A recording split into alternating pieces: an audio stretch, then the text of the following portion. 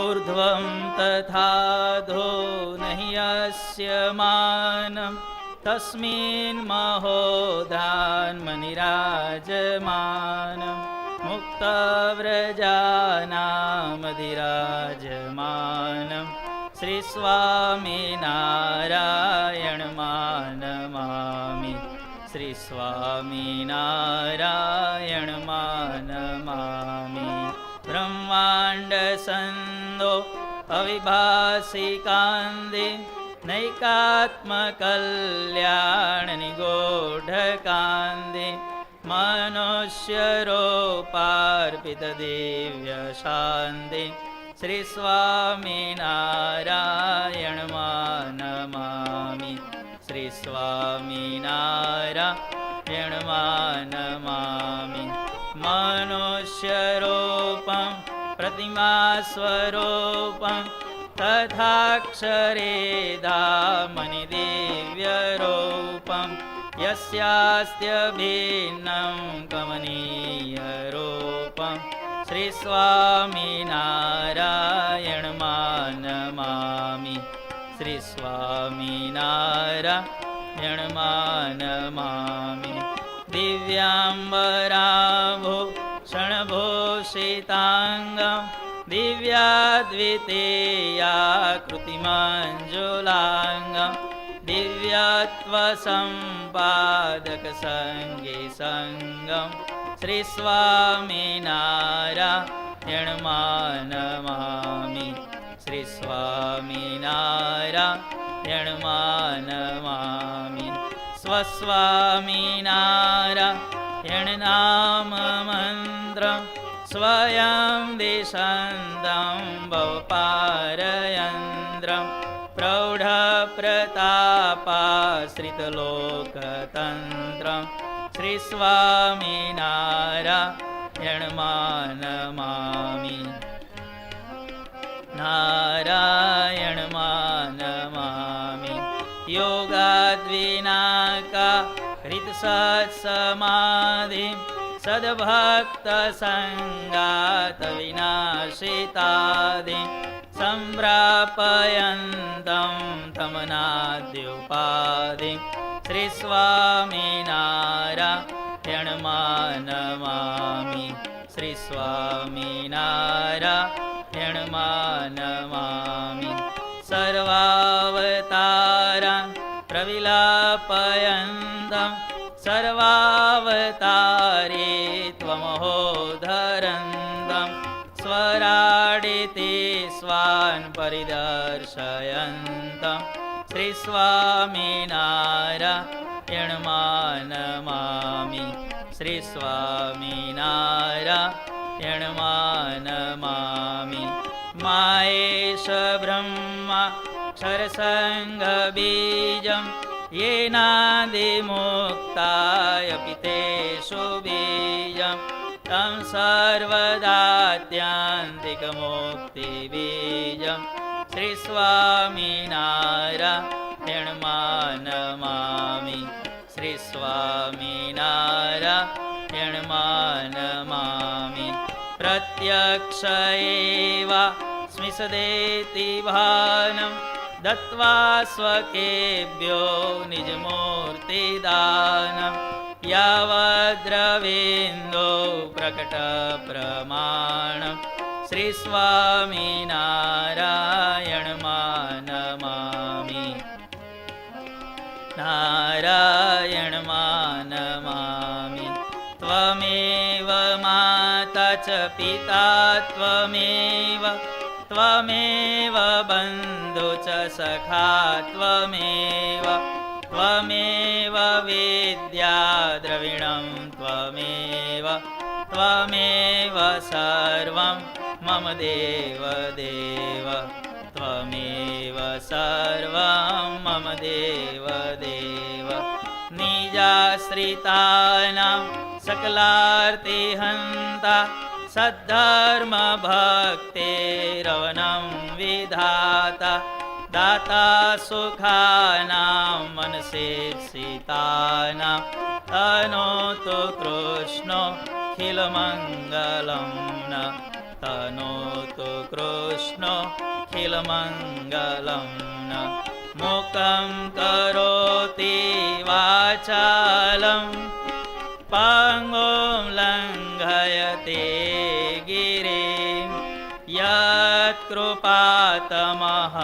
વંદે પરમાનંદં વૃષાત્મજં પરમાનંદં વૃષાત્મજં દિવ્ય જીવનની જ્યોત જગાવો આપ કરતા થઈ કાર્યો દીપાવો મંગલમય સુખ નિત્ય દેનારા જય ઘનશ્યામ જય જય કરનારા જય ઘનશ્યામ જય જય કરનારા શ્રૂયતામ દેવદેવેશ સ્વામિનારાયણ પ્રભો ત્વદીયેનાવધાનેન કથયિષ્યે શુભા કથા કથયિષ્યે શુભા કથા શ્રી સ્વામિનારાયણાય નમો નમઃ નમો નમઃ શ્રી ઘનશ્યામાય નમો નમઃ નમો નમઃ શ્રી હરે કૃષ્ણાય નમો નમઃ નમો નમઃ શ્રી સહજાનંદાય નમો નમઃ નમો નમઃ શ્રી બાપા શ્રી ભગવતે નમો નમઃ નમો નમઃ શ્રી સદ્ગુરુભ્યો નમો નમઃ નમો નમઃ નમો નમઃ શ્રી સ્વામી બાપા ભગવતે નમો નમઃ નમો નમઃ નમો નમઃ સ્વામિનારાયણ હરે.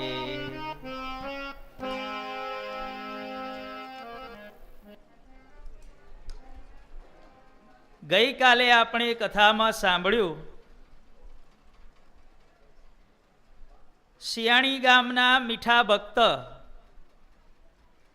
એમને સદ્ગુરુ બાપાએ એમના નિયમની ટેક જોઈ અને સર્વોપરી સ્વામિનારાયણ ભગવાનની જેમ છે તેમ ઓળખાણ કરાવી. હવે આગળની કથા આપણને જીવન પ્રાણ સ્વામી બાપા સંભળાવે છે. આપણે બધા મૂર્તિમાં રહી મૂર્તિનું અનુસંધાન રાખી કથા વાર્તાનું શ્રવણ તે કરીએ. સ્વામિનારાયણ હરે. નૂતનમથ પ્રવક્ષ્યામિ બાપા શ્રી સ્મરણાત્મકમ અન્યમ દિવ્યમ પ્રસંગમ વો યેનમ ચિત્તમ પ્રસીદતિ એકદા સંવ્રજન સદ્ભી સદ્ગુરુ પરિવેષ્ટિત ગુર્જરે વિષયે પ્રાયાત પુરમ કપડવંજકમ. જીવન પ્રાણ સ્વામી બાપા કે છે કે એક સમયને વિશે આપણા સદ્ગુરુ બાપા વિચરણ કરતા કરતા ગુજરાત દેશમાં આવેલા કપડવંજ નામના ગામમાં પધાર્યા.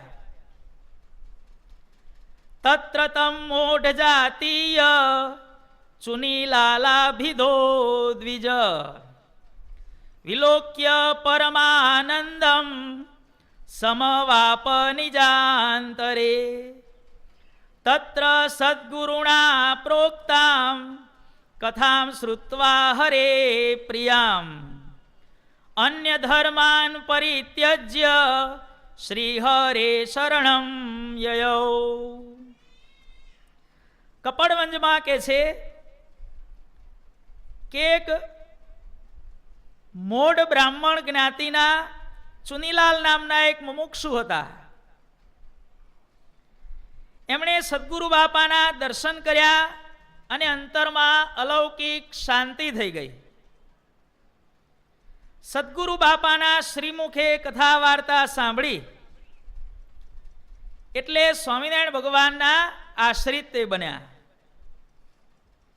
ગુરુદેવ સ્તમાહેતિ સ્વામિનારાયણો ધુના બાપા શ્રી દ્વાર તો નૂનમ પ્રદત્તે દર્શનમ નિજમ બાપા શ્રી શ્રીહરિશ્ચેતો નામત કેવલમ પૃથક વ્યવહારે વિભિન્નત્વમ અભેદ પરમાર્થત ઇત્યેવ સવચ શ્રુત્વા પ્રાર્થયામાસ સદ્ગુરુમ ભગવદ દર્શનમ કર્તુમ ભવાન માનયતો દ્રુતમ.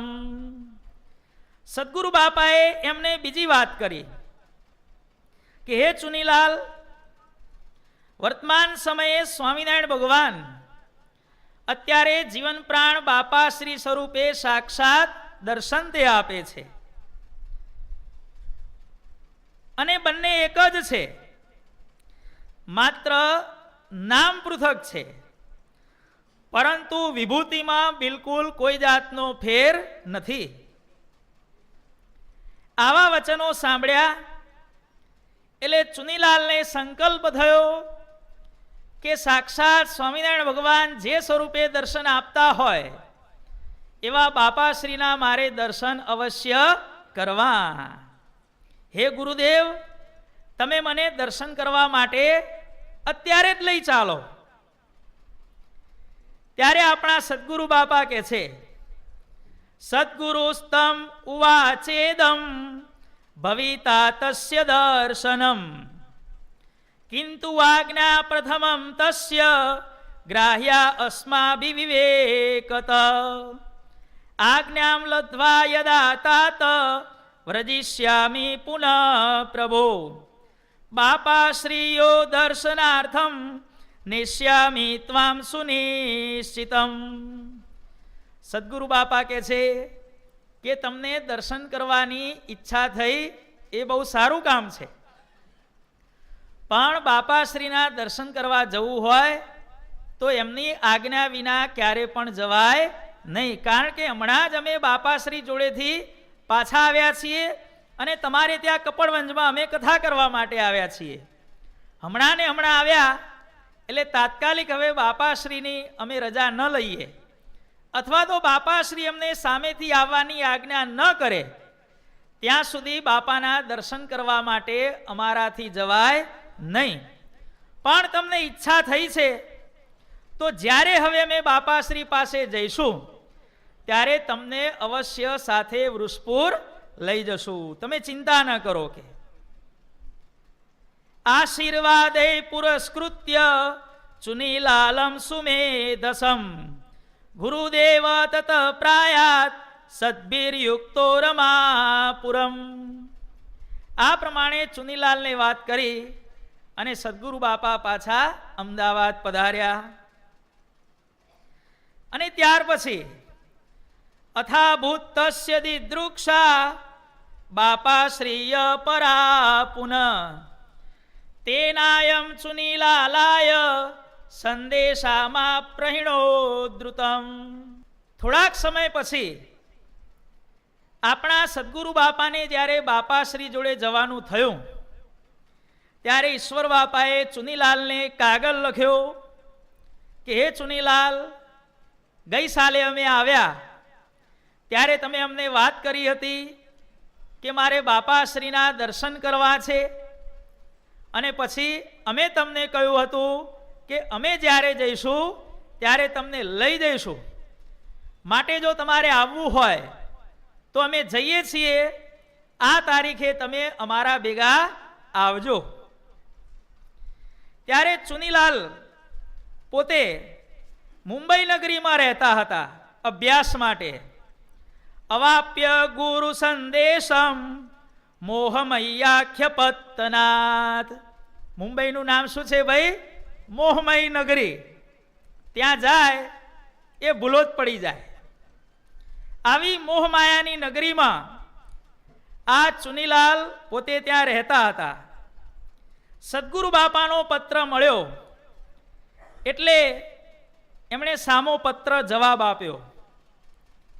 ગુરુદેવ પરીક્ષાત્ર દીયતે સાંપ્રતમ મયા અર્ધમ તસ્યાસ્તુ સંપન્નમ અર્ધમેવા અવશિષ્યતે.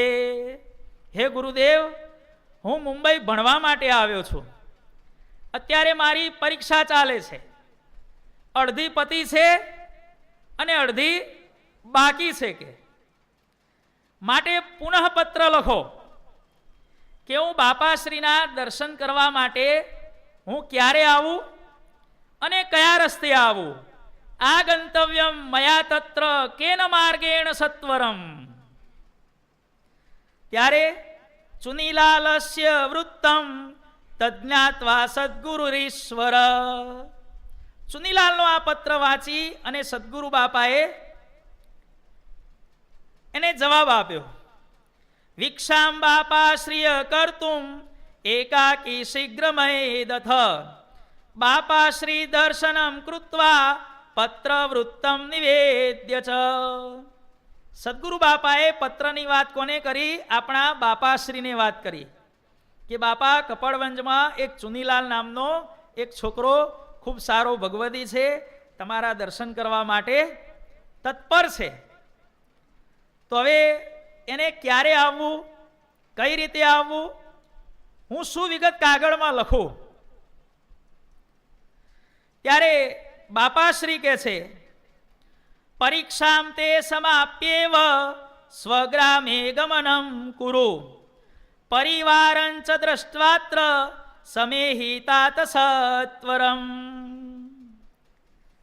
જો બાપાશ્રીએ સંકલ્પ કર્યો અને એ સંકલ્પ બાપાશ્રીએ ઈશ્વર બાપાને જણાવ્યો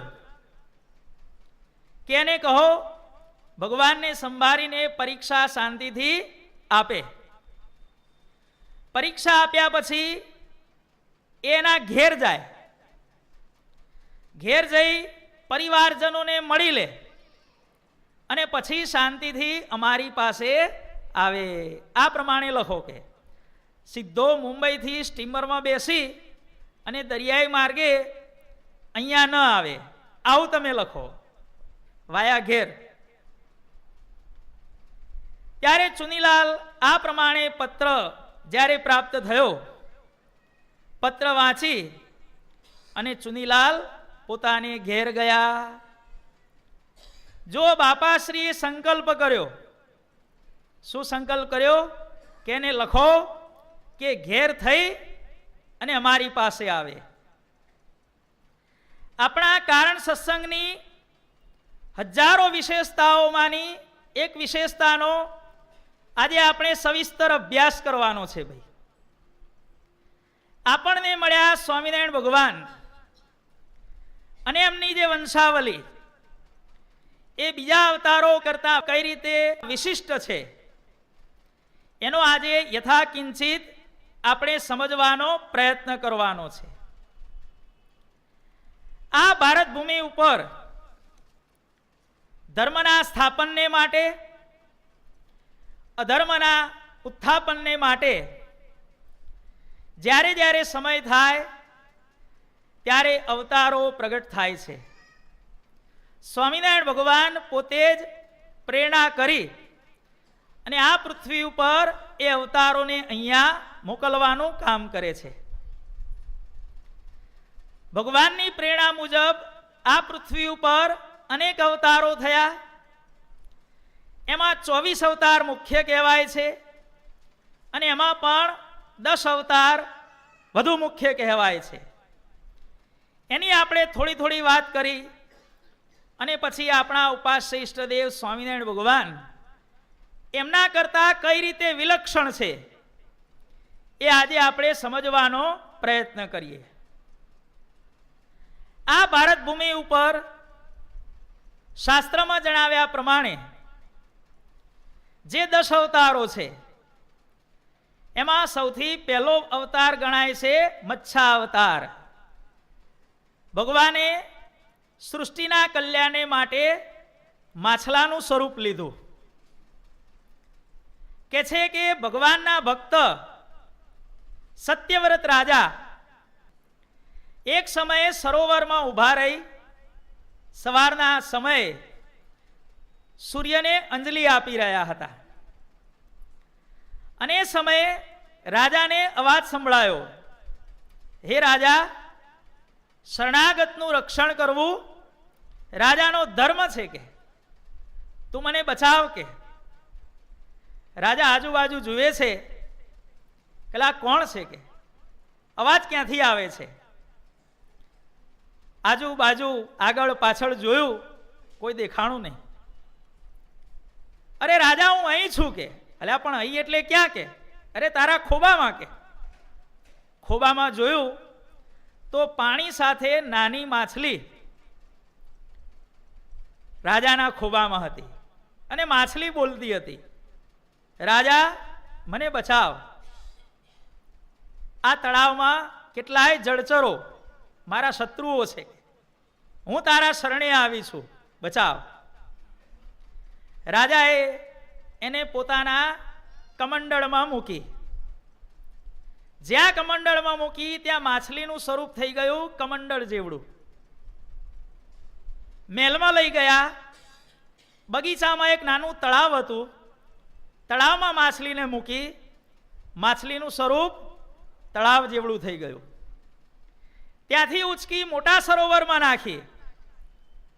ત્યાં પણ માછલીનું સ્વરૂપ એવડું થઈ ગયું. આ પ્રમાણે વિવિધ મોટા જળાશયોની અંદર માછલીને નાખતા નાખતા જ્યારે એનું સ્વરૂપ વધવા માંડ્યું ત્યારે રાજાએ 2 હાથ જોડીને પૂછ્યું કે હે મત્સ્ય, તમે કોણ છો? કે અને શા માટે આમ કરી રહ્યા છો? ત્યારે મત્સ્ય કહે છે કે હું મત્સ્યાવતાર છું. કે આજથી 7મા દિવસે પૃથ્વીનો પ્રલય થવાનો છે. કે તું મારો ભક્ત છે, હું તને ચેતવવા માટે આવ્યો છું. આજથી 7મા દિવસે તું દુનિયાની અંદર જેટલા પણ પ્રાણીઓ છે એનો એક નમૂનો, સિંહ અને સિંહણ, વાઘ અને વાઘણ, 100 તમામ જાતના પ્રાણીઓના નમૂના, તમામ પ્રકારની વનસ્પતિઓના નમૂના તું અને તારો પરિવાર, સપ્તર્ષિઓ આ બધા ભેગા થઈ અને એક મોટી નાવની અંદર તમે બેસી જજો. કે 7 દિવસ પછી ભયંકર જળ પ્રલય થવાનો છે. આખી પૃથ્વી ડૂબી જશે.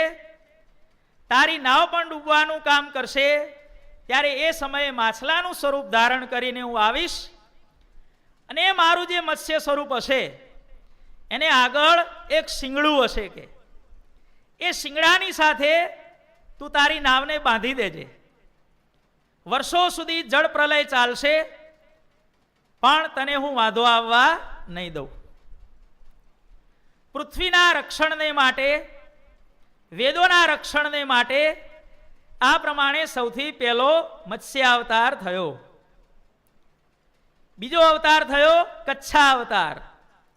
ભગવાને કાચબાનું સ્વરૂપ ધારણ કર્યું. સમુદ્રમાં રહેલી ઔષધિઓને કાઢવા માટે, રત્નોને કાઢવાને માટે ભગવાને સલાહ આપી સમુદ્ર મંથન કરો. કે પણ સમુદ્ર મંથન કઈ રીતે કરવું? હજી માટલીમાં દહીં વલોવવું હોય તો નેત્રું અને દોરડું એ મળી રહે, પણ આખો સમુદ્ર જ્યાં વલોવાનો હોય ત્યાં નેત્રું કેવડું જોઈએ, દોરડું જેને વીંટાળવાનું હોય એ આધાર કેવડો જોઈએ. ત્યારે ભગવાને સલાહ આપી, તમે એક કામ કરો, મંદરાચળ પર્વતને ઉપાડી અને દરિયામાં નાખો અને દોરડા તરીકે તમે વાસુકી નાગનો ઉપયોગ કરો. કે વાસુકી નાગ હાજર થયા. દેવોને દૈત્યોએ મંદરાચળ ઉપાડ્યો, પણ મંદરાચળ ઉપડે ભાઈ? મંદરાચળ પડ્યો અને કેટલાય દેવોને દૈત્યો ત્યાં ખતમ થઈ ગયા. ત્યારે ભગવાને ગરુડને આજ્ઞા કરી કે આ મંદરાચળ પર્વત ઉપાડી તમે દરિયામાં નાખો. કે ગરુડજીએ આવી મંદરાચળ ઉચક્યો, દરિયામાં નાખ્યો, પણ આધાર વગર આ મંદરાચળ ડૂબવા માંડ્યો. ફરીથી દેવોને દૈત્યો નિરાશ થયા. ત્યારે ભગવાને મંદરાચળને આધાર આપવા માટે કાચબાનો અવતાર, કચ્છા અવતાર ધારણ કર્યો. કારણ કે કાચબાની પીઠ કેવી હોય ભાઈ? બહુ જ કઠણ હોય. એને સપોર્ટ આપવા માટે ભગવાને કચ્છા અવતાર ધારણ કર્યો અને સમુદ્ર મંથન થયું. એ કથા આપણે બધા જાણીએ છીએ. ભગવાને પોતાની પીઠ દ્વારા સમુદ્ર મંથનના કાર્યમાં આ પ્રમાણે સાથ આપ્યો. વર્ષો સુધી સમુદ્ર મંથન થયું, પણ ભગવાનની પીઠને બિલકુલ ઘસારો પહોંચ્યો નહીં. ત્યાર પછી અવતાર થયો વરાહ અવતાર. હિરણ્યકશ્યપુના મોટા ભાઈએ હિરણ્યાક્ષય, આમ મોટો અને આમ નાનો, એના બધા કારણો છે. હિરણ્યાક્ષયે જ્યારે પૃથ્વીને સમુદ્રમાં ડૂબાડી દીધી, ત્યારે પૃથ્વી ઉપર બધો હાહાકાર મચી ગયો. ત્રિલોકની અંદર પૃથ્વી ક્યાં ગઈ, પૃથ્વી ક્યાં ગઈ? દેવતાઓ બધા બ્રહ્માજી પાસે ગયા. બધાય દેવતાઓ વળી પાછા મળી અને વિષ્ણુ પાસે ગયા. પેલા હાઈકોર્ટમાં, પછી સુપ્રીમ કોર્ટમાં. પેલા બધા બ્રહ્મા પાસે ગયા. બ્રહ્મા કે હાલો હવે આપણે વિષ્ણુની પાસે. સભા ભરાઈને બેઠી હતી, વાત કરી. ત્યારે બ્રહ્માજીના નાકમાંથી એક નાનું ભૂંડનું બચ્ચું બહાર નીકળ્યું. ક્યાંથી ભાઈ? નાકમાંથી. આમાં તત્વજ્ઞાન છે હો. ગઢડા પ્રથમ પ્રકરણનું 12મું વચનામૃત. શું લખ્યું છે મહારાજે એમાં? પૃથ્વીની તન્માત્રા ગંધ છે. પૃથ્વીની તન્માત્રા ગંધ છે. ગંધ છે એ નાક દ્વારા ગ્રહણ થાય છે. પૃથ્વી, ગંધ અને નાક, આ ત્રણેયનો સંબંધ કયા પ્રાણી સાથે છે? પૃથ્વીને સૂંઘીને ખોળી કાઢી. પંચાળાના ચોથામાં ભગવાને લખ્યું છે. નાકમાંથી ઉત્પત્તિ, સૂંઘવાનું કાર્ય અને પૃથ્વીની શોધ. બ્રહ્માજીના નાકમાંથી ભૂંડનું બચ્ચું નીકળ્યું અને પછી ધીરે ધીરે એટલો બધો વિસ્તાર થયો અને એટલા ભયંકર બરાડા પાડવા માંડ્યા ભગવાન.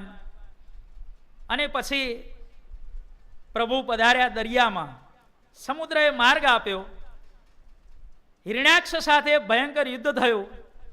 હિરણ્યાક્ષનો વધ થયો અને વરાહ ભગવાને પછી પોતાના દાંતની ઉપર, વરાહ જંગલી ભૂંડ હોય એને શું હોય ભાઈ? આગળ દાંત હોય. એ દાંતની ટોચ ઉપર પૃથ્વીને મૂકી અને પ્રભુ સમુદ્રની બહાર નીકળી અને એના સ્થાને પ્રભુએ એને મૂકી. આ વરાહ અવતારની કથા છે. ત્યાર પછી અવતાર થયો નૃસિંહ અવતાર. પ્રહલાદનું રક્ષણ કરવા માટે, હિરણ્યકશ્યપુનો વધ કરવા માટે નૃસિંહ અવતાર થયો. હિરણ્યકશ્યપુએ પ્રહલાદને પૂછ્યું કે તારો ભગવાન આ થાંભલામાં છે કે? હા કે છે. પિતાજી, મને તો તમારામાં પણ ભગવાનના દર્શન થઈ રહ્યા છે.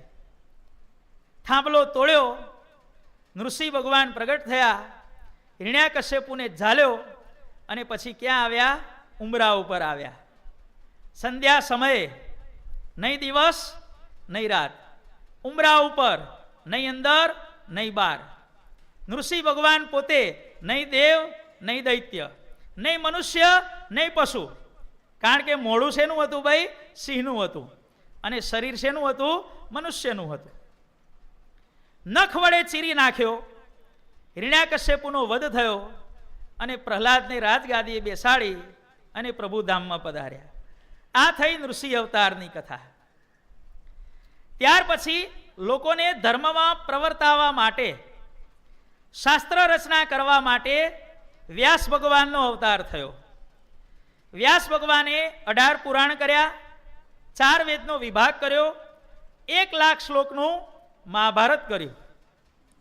જ્યારે મહાભારત લખવાનું હતું ત્યારે લખે કોણ?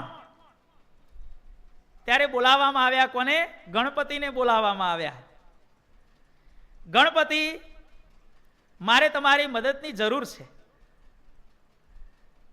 ત્યારે ગણપતિ કહે છે કે મારી શરત છે. કે શું શરત છે? તમારે બોલતા બોલતા અટકવાનું નહીં. જો બોલતા બોલતા અટકી જશો તો તમારું મહાભારત અડધું મૂકી અને હું ઘેર જતો રહીશ. કે તમારે બોલતા બોલતા અટકવાનું નહીં. સામે વ્યાસજીએ પણ, કારણ કે બોલિંગ થાય એટલે શોટ તો મારવો પડે ને સામે. પછી વ્યાસજીએ કીધું હું બોલતા બોલતા અટકીશ નહીં, પણ તમારે સમજ્યા વિના લખવાનું નહીં. ગણપતિ કે મંજૂર. મહાભારત લખવાનું શરૂ થયું. 2-4 કલાક થયા અને વ્યાસજીને ભૂખ લાગી એટલે વળી પાછો 1-2 શ્લોક એવા અઘરા મૂકી દે અને ત્યાં સુધી વ્યાસજી શું કરે? જમી આવે અને વળી પાછા આવી જાય. પછી નાવા જવું હોય, દિશાએ જવું હોય, જ્યાં જ્યાં વ્યાસજીને તકલીફ પડી ત્યાં ત્યાં એમણે ભારે ભારે શ્લોકો બનાવી અને ગણપતિને એંગેજ રાખ્યા. પોતે પોતાનું કામ કરી વળી પાછા હાજર થઈ જાય. આ પ્રમાણે મહાભારતનો ગ્રંથ લખી અને વ્યાસ મુનિએ આ બધા ગ્રંથો લખ્યા અને આપણી ભારતીય સંસ્કૃતિ ઉપર એક મહાન ઉપકાર તે કર્યો. શાસ્ત્રની રચના કરવા માટે વ્યાસાવતાર થયો. ત્યાર પછી વામન અવતાર. બલિરાજાએ 99 યજ્ઞો કર્યા. 100મો યજ્ઞ શરૂ થયો ત્યારે દેવતાઓને થયું કે જો 100મો યજ્ઞ આનો શરૂ થશે, 99 રન થઈ ગયા છે, 100મો રન દોડવાનો શરૂ થઈ ગયો છે, જો એને રનઆઉટ નહીં કરો તો આ આપણું ઇન્દ્રાસન લઈ લેશે. કે ગમે તેમ કરીને વિઘ્ન કરો. કે ત્યારે ભગવાને એ બલિને છળવાને માટે અદિતિ થકી વામન ભગવાનનો એ નામનો અવતાર લીધો. ભાઈ બલિરાજાના યજ્ઞમાં પધાર્યા, દક્ષિણા માગી. ચોકીદારો કહે છે કે તારે જે જોઈએ તે અમે આપી દે. ના, મારે તો બલિરાજાની જોડે જ દક્ષિણા જોઈએ. કે અને બલિરાજાએ કહ્યું હતું કે કોઈ પણ યાચક આપણા યજ્ઞમાંથી પાછો ન જવો જોઈએ. ચાલુ યજ્ઞમાં ચોકીદારો આવ્યા, મહારાજ એક બ્રાહ્મણ બટુક આવ્યો છે, આપને મળવા માંગે છે. બલિરાજા તરત જ ત્યાં ગયા, પગે લાગ્યા. બોલો કે શું કામ છે? દાન જોઈએ છે. તા સેવકો જોડે માગી લો. કે નહીં, મારે તારી જોડે જ લેવું છે. બોલો શું જોઈએ છે? અરે બલી, મારે ક્યાં તારી જેમ ચક્રવર્તી રાજ્ય લઈ અને આખી પૃથ્વી ઉપર શાસન કરવું છે. કે હું નાનો છું, હવે મારે રહેવા માટે એક નાનું ઘર તો જોઈશે ને. કે 3.5 ડગલા પૃથ્વી આપી દે. કે બલિરાજાએ જ્યાં સંકલ્પ કર્યો અને પછી ભગવાને પોતાનું સ્વરૂપ એવું વધાર્યું. પહેલું ડગલું પૃથ્વી ઉપર, બીજું આકાશમાં, ત્રીજું પાતાળમાં. બોલો કે અડધું ડગલું ક્યાં મૂકું? પ્રભુ મૂકો મારા મસ્તક ઉપર. અને બલિરાજાને ભગવાને સીધો ક્યાં ગાલી દીધો? ભાઈ પાતાળમાં. આ થયો વામન અવતાર. ભાઈ આ વામન અવતારની કથા છે. આપણે ટૂંકમાં બધી કથાઓ જોતા જઈએ અને એના પછી આપણે વિવેચન શરૂ કરીએ. ત્યાર પછી રામનો અવતાર થયો. રાવણનો વધ કરવા માટે રામાવતાર થયો. કંસ, શિશુપાલ વગેરે દૈત્યોનો વધ કરવા માટે કૃષ્ણાવતાર થયો. અને એમની સહાયમાં બલરામ પણ સાથે પ્રગટ થયા. રામે રાવણનો વધ કર્યો, પૃથ્વીનો ભાર ઉતાર્યો. શ્રી કૃષ્ણએ કંસ વગેરે દૈત્યોનો સંહાર કરી પૃથ્વીને થોડીક હળવાશ આપી અને એમાં બલરામજીએ થોડો યથાકિંચિત સાથ સહકાર આપ્યો. પરશુરામનો અવતાર થયો. પૃથ્વી ઉપર ક્ષત્રિયોનો જ્યારે ત્રાસ વધી ગયો ત્યારે એ પૃથ્વીને નક્ષત્રિય કરવા માટે પરશુરામ ભગવાનનો અવતાર થયો. આમ એમનું ઓરિજિનલ નામ માત્ર રામ હતું, પણ પરશુરામનું મુખ્ય હથિયાર કયું? ફરસી. અને ફરસીને કહેવાય સંસ્કૃતમાં પરશુ. જ્યારે જુઓ ત્યારે અખંડ પરશુ ભેગું જ હોય, માટે રામનું નામ શું પડી ગયું ભાઈ? પરશુરામ પડી ગયું. શાસ્ત્રમાં 3 રામ છે ને ભાઈ, એક રામચંદ્રજી, એક બલરામ અને ત્રીજા પરશુરામ. 3 પૌરાણિક રામો શાસ્ત્રોમાં વિખ્યાત છે ભાઈ. પરશુરામે 21 વખત પૃથ્વીને નક્ષત્રિય કરી અને પૃથ્વીનો ભાર અત્યંત હળવો કર્યો. આ થયો પરશુરામનો અવતાર.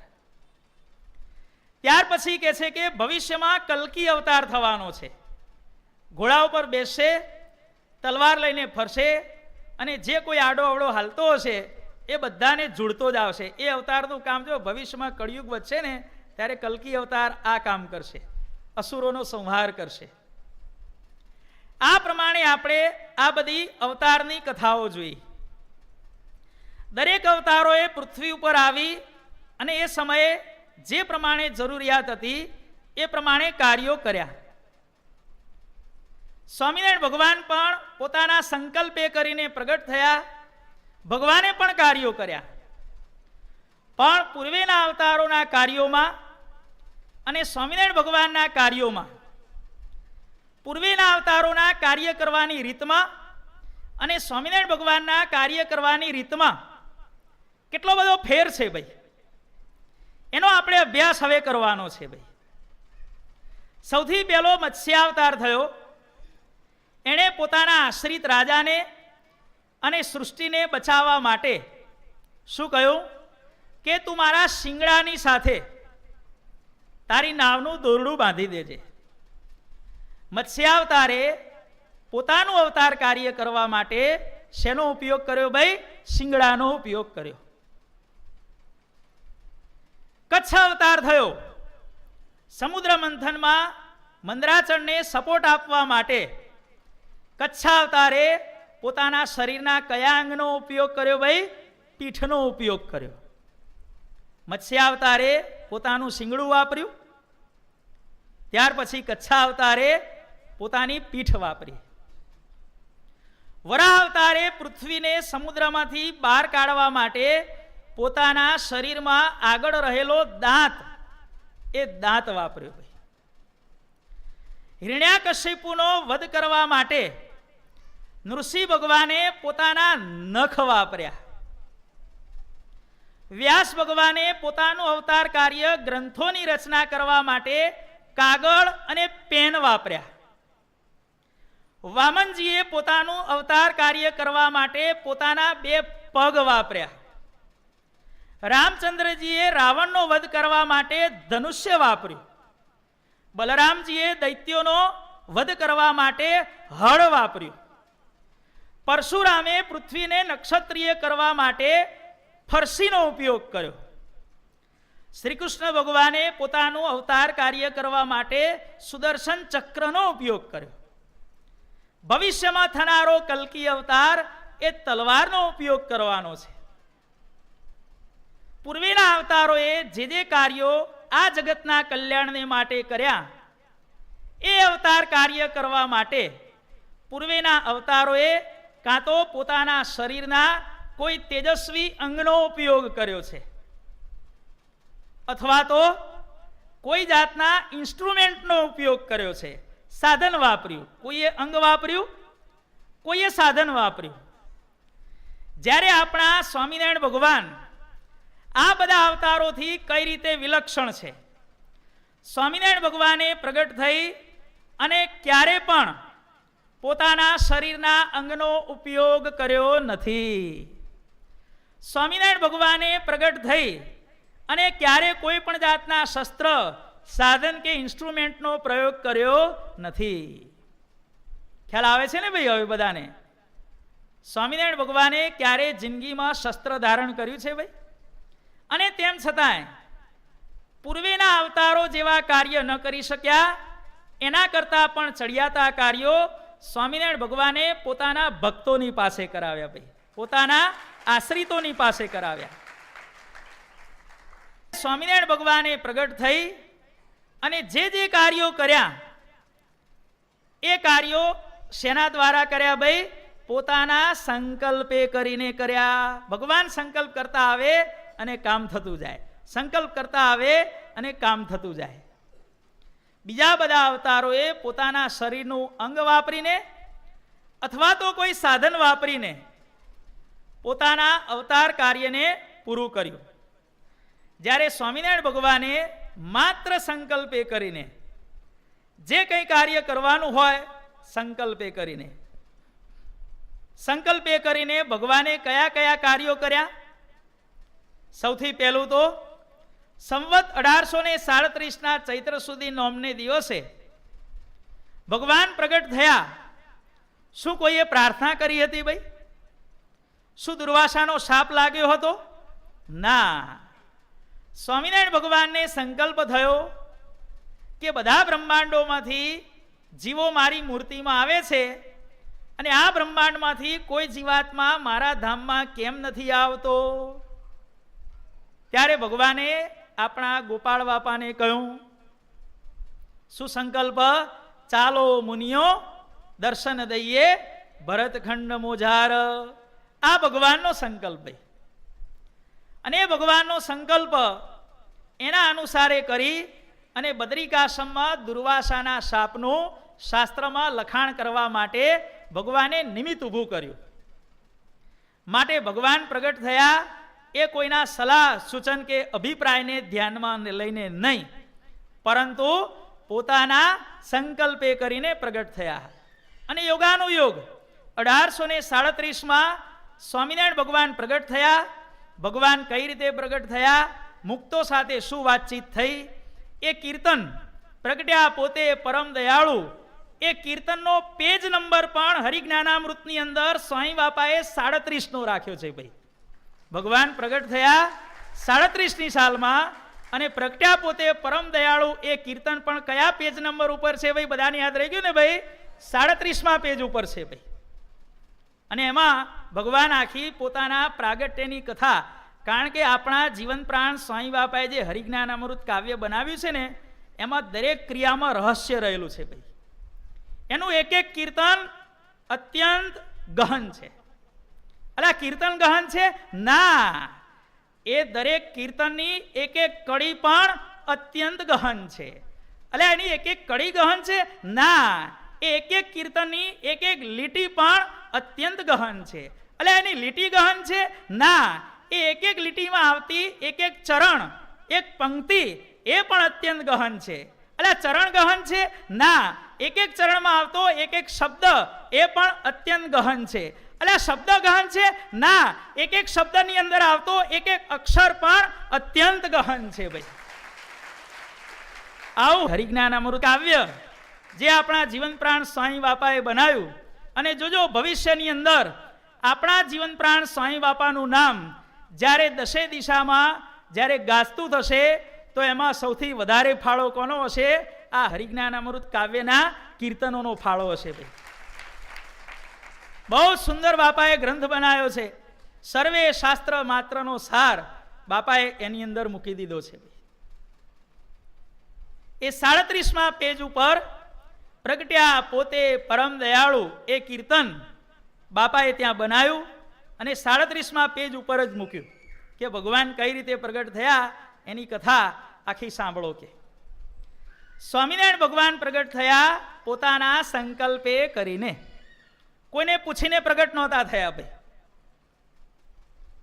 સ્વામિનારાયણ ભગવાન પ્રગટ થયા પછી બાલ લીલા કરી, માતા પિતાને દિવ્ય ગતિ આપી અને વન વિચરણ શરૂ કર્યું. એ વન વિચરણ પણ ભગવાને જે કર્યું એ પોતાના સંકલ્પે કરીને. ભગવાને કોઈને પૂછ્યું નહોતું કે હું વનમાં જાઉં, પોતાના ભાઈબંધોને કે લાગતા વળગતાને પૂછ્યું હતું ભાઈ? બસ ભગવાને સંકલ્પ કર્યો કે હવે મારે ટાઈમ થઈ ગયો છે, મારે વન વિચરણ કરવા માટે જવું છે. ભગવાને વન વિચરણ કર્યું પોતાના સંકલ્પે કરીને. વન વિચરણ કરતા કરતા આપણા ઉપાસ્ય ઈષ્ટદેવ સ્વામિનારાયણ ભગવાન ક્યાંય પણ ન રોકાતા. છેલ્લે જ્યારે લોજ આવ્યા અને એ લોજમાં ભગવાન પોતે મુક્તાનંદ સ્વામીની પાસે રોકાયા, એ પણ પોતાના સંકલ્પે કરીને. કોઈએ કહ્યું હતું ભાઈ કે આટલું બધું ફર્યા, હવે આ લોજમાં રહી જાઓ? ના, સ્વામિનારાયણ ભગવાન લોજમાં રહ્યા એનું કારણ પણ પોતાનો સંકલ્પ.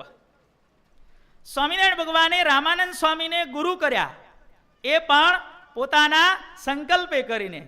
કોઈએ કહ્યું નહોતું કે તમે આ રામાનંદ સ્વામીની પાસે દીક્ષા લઈ લો, કે આમ કરો કે તેમ કરો. ભગવાને રામાનંદ સ્વામી પાસેથી દીક્ષા લીધી, એ પણ પોતાના સંકલ્પે કરીને.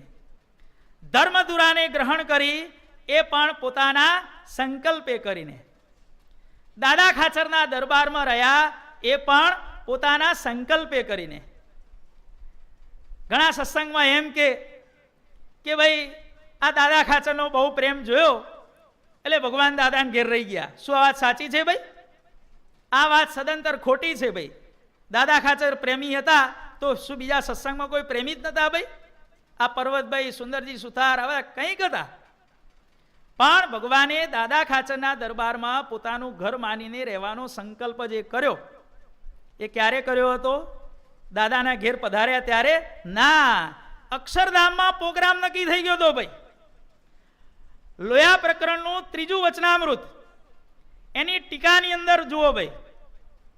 જ્યારે સ્વામિનારાયણ ભગવાને સંકલ્પ કર્યો કે મારે પ્રગટ થવું છે, ત્યારે બધાએ મુક્તોને આજ્ઞા કરી કે ભાઈ તમે બ્રાહ્મણ વર્ણમાં, તમે ક્ષત્રિય વર્ણમાં, તમે વૈશ્યમાં, તમે શૂદ્રમાં, તમે સાધુમાં, તમે બ્રહ્મચારીમાં, તમે ગ્રહસ્થમાં, તમે બાઈમાં, તમે ભાઈમાં, બધાને વસ્તુ એલોટ કરી દીધી. તમારે અહીં, તમારે અહીં, તમારે કચ્છમાં, તમારે કાઠિયાવાડમાં, ભાઈ તમારે વડતાલમાં, તમારે ઉત્તર ગુજરાતમાં, તમારે જેતલપુરમાં, તમારે વડનગરમાં, ભાઈ તમારે વિસનગરમાં, બધું એલોટમેન્ટ થઈ ગયું. અને છેલ્લે એલોટમેન્ટ બાકી રહ્યું કયું?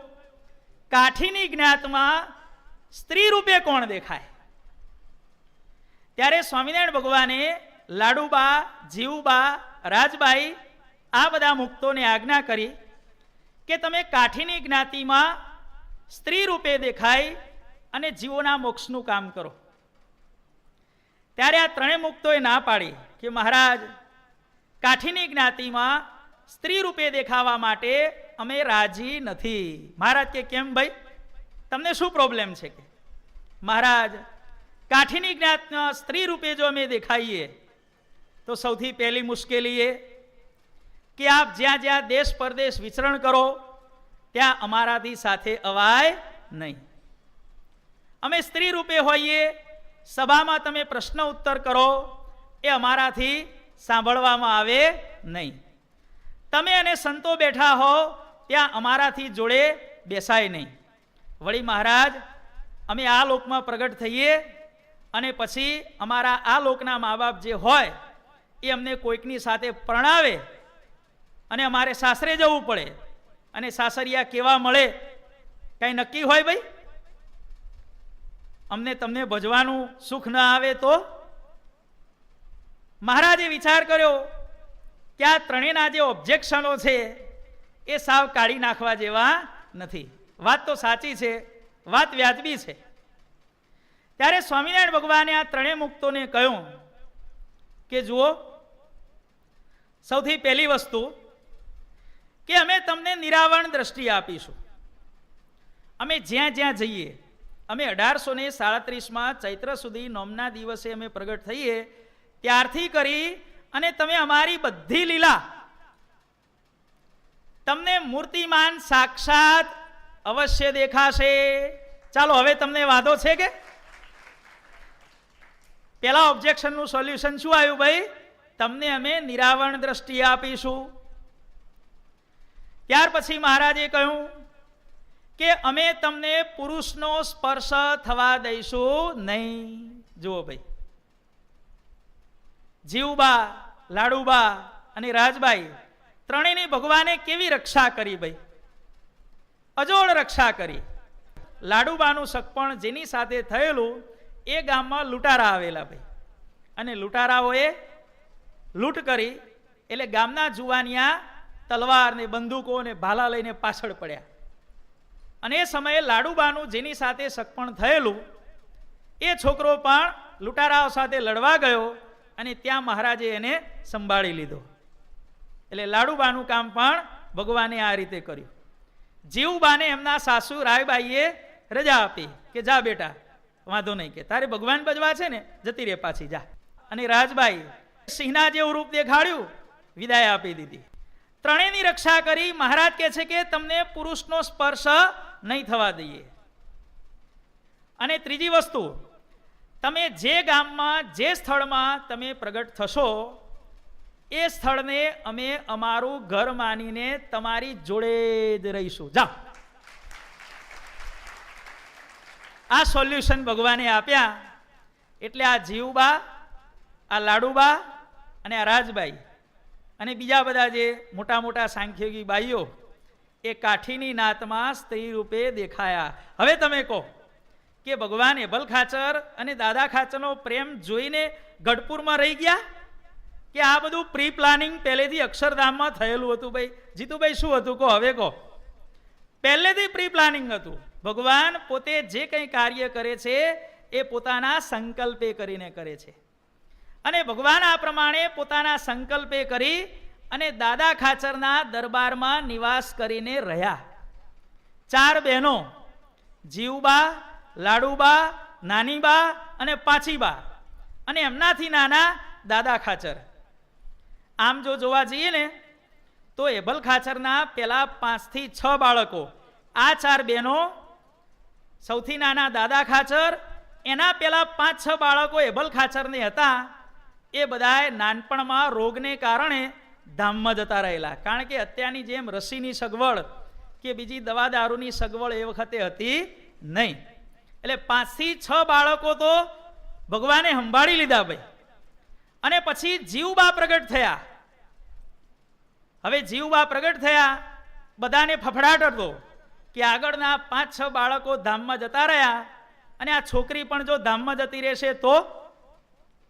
પણ 6 મહિના, 12 મહિના, 2 વર્ષ થયા અને જીવુબા પોતાના માતા પિતાને બરોબર લાડ લડાવવા માંડ્યા અને જીવી ગયા. માટે એમનું નામ એમના મા બાપે શું પાડ્યું ભાઈ? જીવુબા. જીવી ગયા, ધામમાં ન ગયા, જીવી ગયા, માટે એમનું નામ શું પડ્યું રજનીભાઈ? જીવુબા. પછી દાદા ખાચર અને 4 બહેનો, એમાં સૌથી મોટા હતા, માટે જીવુબાનું શાસ્ત્રમાં બીજું નામ શું લખાણું ભાઈ? મોટીબા. આપણે મહારાજના લીલા ચરિત્રોમાં આવે છે ને કે મહારાજે બ્રહ્મચારીને કીધું, જાઓ મોટીબાને કહો કે રીંગણાનો ઓળો કરે, બાજરાનો રોટલો કરે, ઘીના વઘારમાં શાક કરે. જાઓ મોટીબાને તમે આમ કહો. મોટીબા, મોટીબા, મોટીબા એટલે કોણ ભાઈ? આ જીવુબા. જીવુબા નામ કેમ પડ્યું? જીવ્યા માટે જીવુબા. સૌથી મોટા હતા માટે મોટીબા. ત્યારે આપણને એમ થાય કે એમનું પાસપોર્ટ નામ શું હતું ભાઈ? હે, સ્કૂલના એલસીમાં એનું નામ શું હતું ખબર છે ભાઈ? જીવુબાનું પ્રાગટ્ય પૂનમના દિવસે થયેલું લાલભાઈ. ક્યારે ભાઈ? પૂનમના દિવસે. એટલે એનું નામ પડ્યું, ઓરિજિનલ નામ હતું એમનું પૂનમવતી. શું નામ હતું ભાઈ? પૂનમવતી. 3 નામ થયા. જીવ્યા માટે જીવુબા, મોટા હતા માટે મોટીબા, અને પૂનમના દિવસે એમનું પ્રાગટ્ય થયું માટે એમનું મૂળ નામ કાયદેસરનું સરકારના ચોપડે આધાર કાર્ડની અંદર, ચૂંટણી કાર્ડ ને આધાર કાર્ડ છે ને, આધાર કાર્ડની અંદર એમનું નામ શું હતું ભાઈ? પૂનમવતીબા એનું નામ હતું ભાઈ. આ પ્રમાણે ભગવાન દાદા ખાચરના દરબારમાં જે રહ્યા એ પણ પોતાના સંકલ્પે કરીને. જુઓ ભાઈ, ત્યાર પછી ભગવાને દેશ પરદેશમાં વિચરણ કર્યું, એ પણ પોતાના સંકલ્પે કરીને. ત્યાર પછી ભગવાને શિક્ષાપત્રી લખી, 350 શાસ્ત્રનો સાર કાઢી અને જે શિક્ષાપત્રી લખી એ શિક્ષાપત્રી પણ કોઈના કહેવાથી ભગવાને નથી લખી.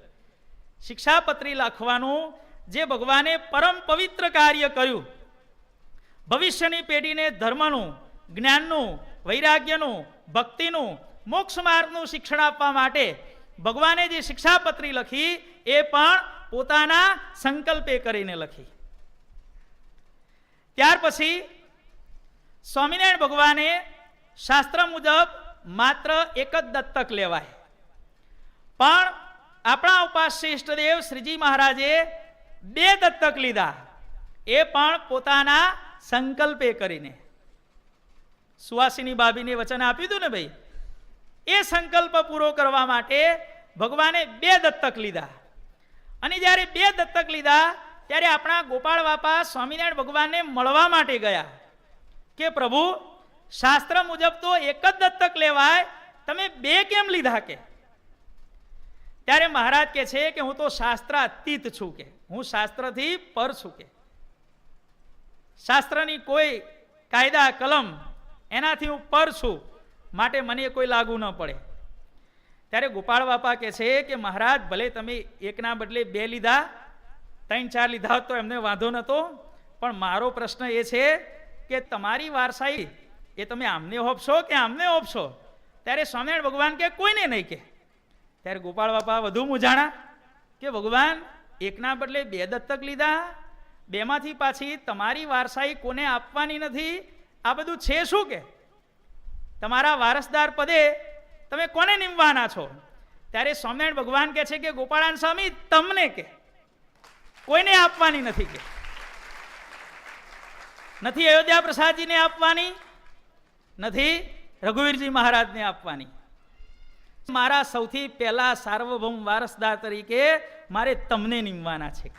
જુઓ ભાઈ, સ્વામિનારાયણ ભગવાને ગોપાળ બાપાને સાર્વભૌમ વારસદાર તરીકે નક્કી કર્યા, એ પણ પોતાના સંકલ્પે કરીને. ભાઈ, ભગવાન કોઈને પૂછવા નતા ગયા કે હવે મારી ઉંમર થઈ છે, કોને હોપું? ભાઈ રજની, તું તારો અભિપ્રાય આપ. અલ્યા તું અભિપ્રાય આપ. અલ્યા અભિપ્રાયમાં કશો ભલીવાર ના હોય ભાઈ. હવના સ્વાર્થ મુજબ બધાનું ઠોક ઠોક કરતા હોય. ભાઈ, ભગવાન પોતાના સંકલ્પે કરીને જે કાર્ય કરે છે, એ કાર્ય જેવું ઉત્તમ કાર્ય આ વિશ્વમાં કોઈ પણ કરી શકતું નથી. ભગવાન કોઈને પૂછવા નતા ગયા કે આ મુક્તાન સ્વામીને હોપું, કે આ ગોપાળાન સ્વામીને હોપું, કે આ નિત્યાનંદ સ્વામીને હોપું, કે આ સુખમુનિ આખો દાડો મારી જોડે રહે છે, લખલખ કરે છે, એને હોપું. ભગવાને ગોપાળ બાપાને વારસદાર તરીકે નક્કી કર્યા, એ પણ પોતાના સંકલ્પે કરીને. સ્વામિનારાયણ ભગવાને 125 વર્ષ રહેવાનો આ પૃથ્વી ઉપર સંકલ્પ કરેલો, પણ માત્ર 49 વર્ષ 2 માસ અને 1 દિવસ રહી ભગવાને અંતર્ધાન લીલા કરી, એ પણ પોતાના સંકલ્પે કરીને. સ્વામિનારાયણ ભગવાન અંતર્ધ્યાન થયા પછી 15 વર્ષ બાદ આપણા જીવન પ્રાણ બાપાશ્રી સ્વરૂપે પ્રગટ થયા, એ પણ પોતાના સંકલ્પે કરીને.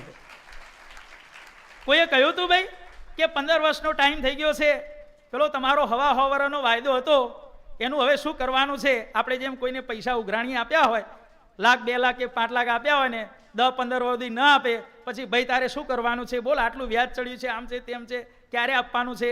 કોઈ સ્વામિનારાયણ ભગવાનની પાસે શરદભાઈ કોઈ ગયો તો ઉઘરાણી કરવા? ભાઈ ના, ત્યાં અક્ષરધામમાં ઉઘરાણી કરવા કોણ જાય ભાઈ? પણ સ્વામિનારાયણ ભગવાન બાપાશ્રી સ્વરૂપે પ્રગટ થયા, એ પણ સંકલ્પ કોનો? આપણા સ્વામિનારાયણ ભગવાનનો સંકલ્પ.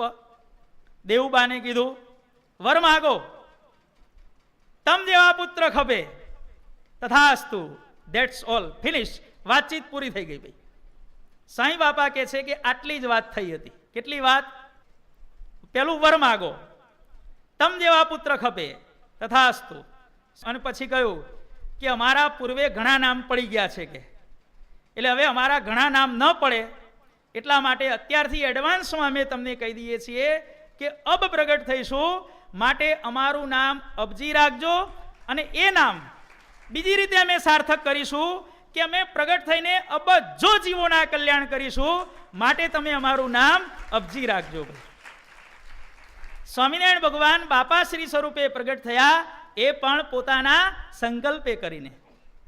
આપણા ઈશ્વર બાપાને વાતો લખવાની જે આજ્ઞા કરી કે સ્વામી તમે 15 વર્ષથી અમારી વાતો સાંભળો છો પણ લખતા નથી, જો લખો ભવિષ્યમાં ઘણી કામ આવે, આજથી જ લખો. કે અને ઈશ્વર બાબાએ પછી આ બધી વાતો લખવાનો પ્રારંભ કર્યો, કારણ કે કાર્ય ધર્મસ્તુ સત્વરમ, ધર્મ સંબંધી કાર્ય તત્કાળ કરવું.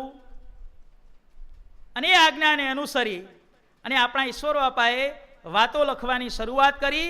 એ ઈશ્વર બાપાને જે વાતો લખવાની આજ્ઞા કરી, એ પણ પોતાના સંકલ્પે કરીને.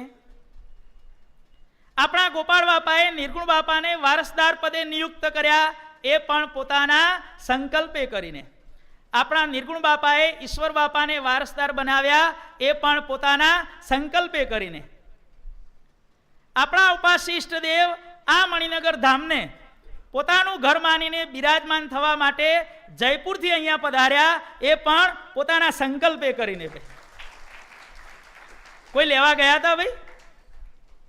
એ સ્વામિનારાયણ ભગવાનનું કાર્ય આગળ વધારવા માટે એ ધણી પોતે આપણા જીવન પ્રાણ સ્વામી બાપા સ્વરૂપે પ્રગટ થયા, એ પણ પોતાના સંકલ્પે કરીને. ભાઈ આપણા જીવન પ્રાણ સ્વામી બાપાએ 61 દિવસની તપસ્યા કરી, એ પણ પોતાના સંકલ્પે કરીને. કોઈએ કીધું હતું ભાઈ કે તમે સ્વામિનારાયણ ગાદી સ્થાપવા પ્રગટ થયા છો, 61 દાડાનું ધ્યાન કરવાનું છે, ક્યારે કરવાના છો?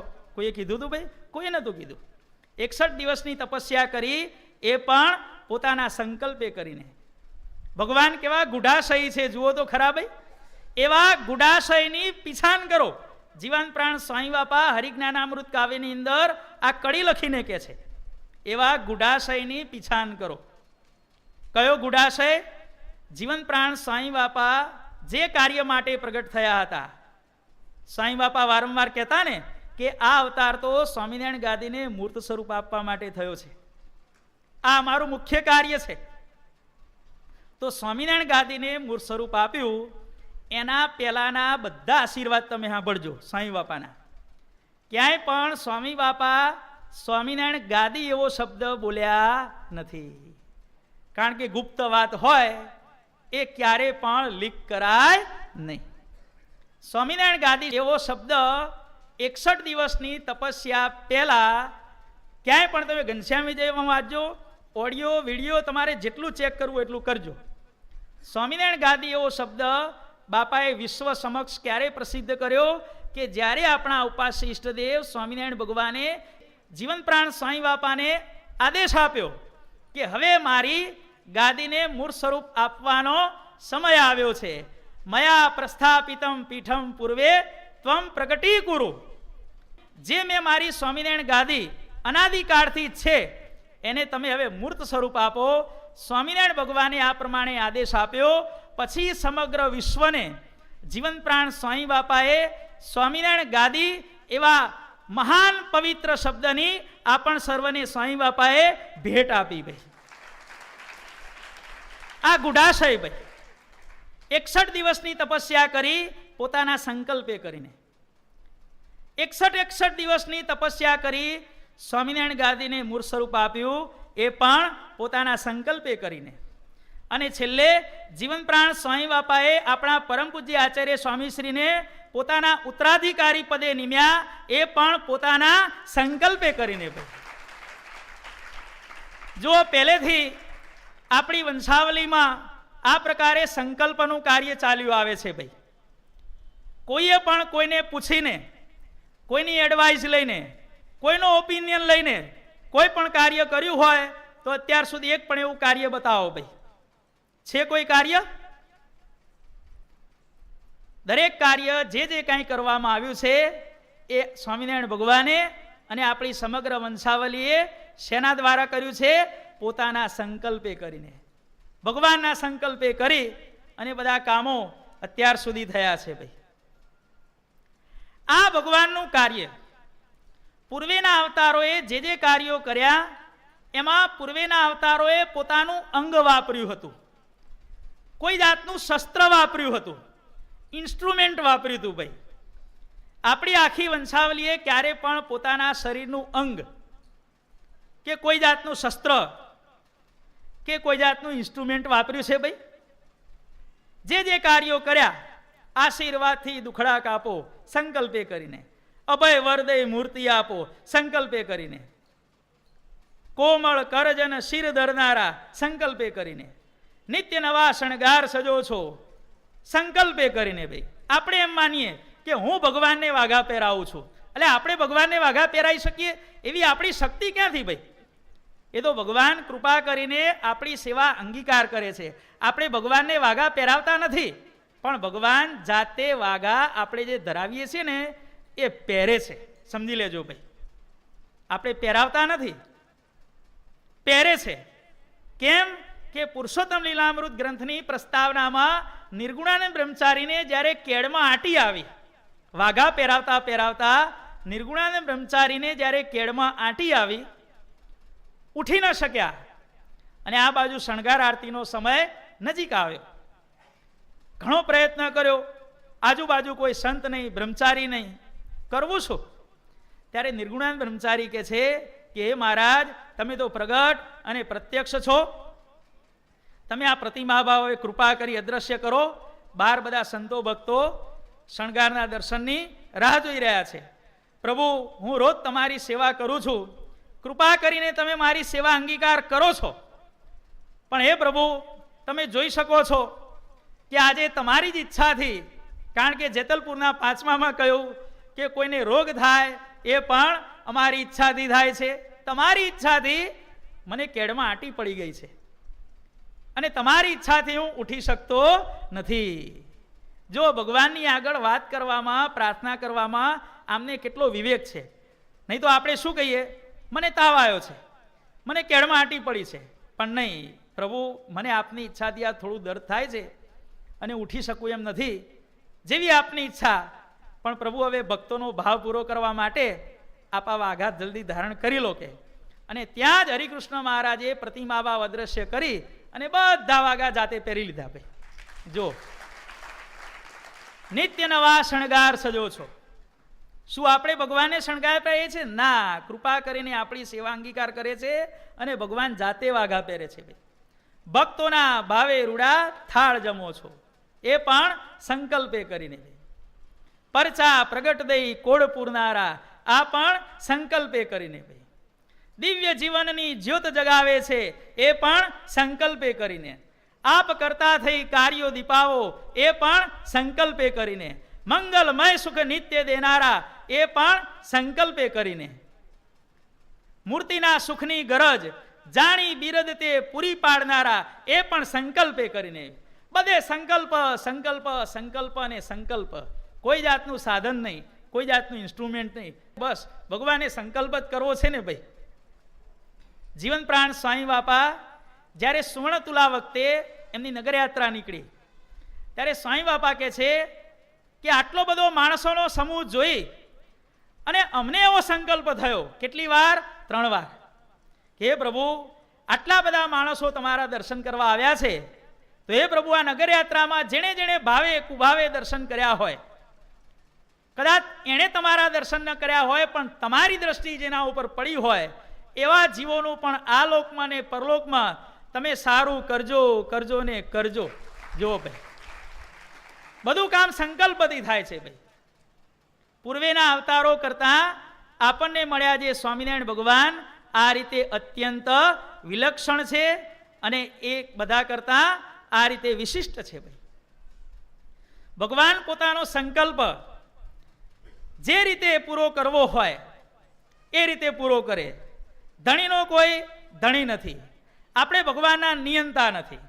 ભગવાન સંકલ્પ કરે પણ ખરા અને એ સંકલ્પને બીજો સંકલ્પ કરી અને ફેરવે પણ ખરા. સ્વામિનારાયણ ભગવાને સંકલ્પ શું કર્યો હતો? 125 વર્ષ રહેવાનો, પણ પછી સંકલ્પ ફેરવ્યો. બાપાશ્રીએ સંકલ્પ કરેલો 1974માં લીલા સંકેલવાનો, એ સંકલ્પ પણ બાપાએ ફેરવ્યો.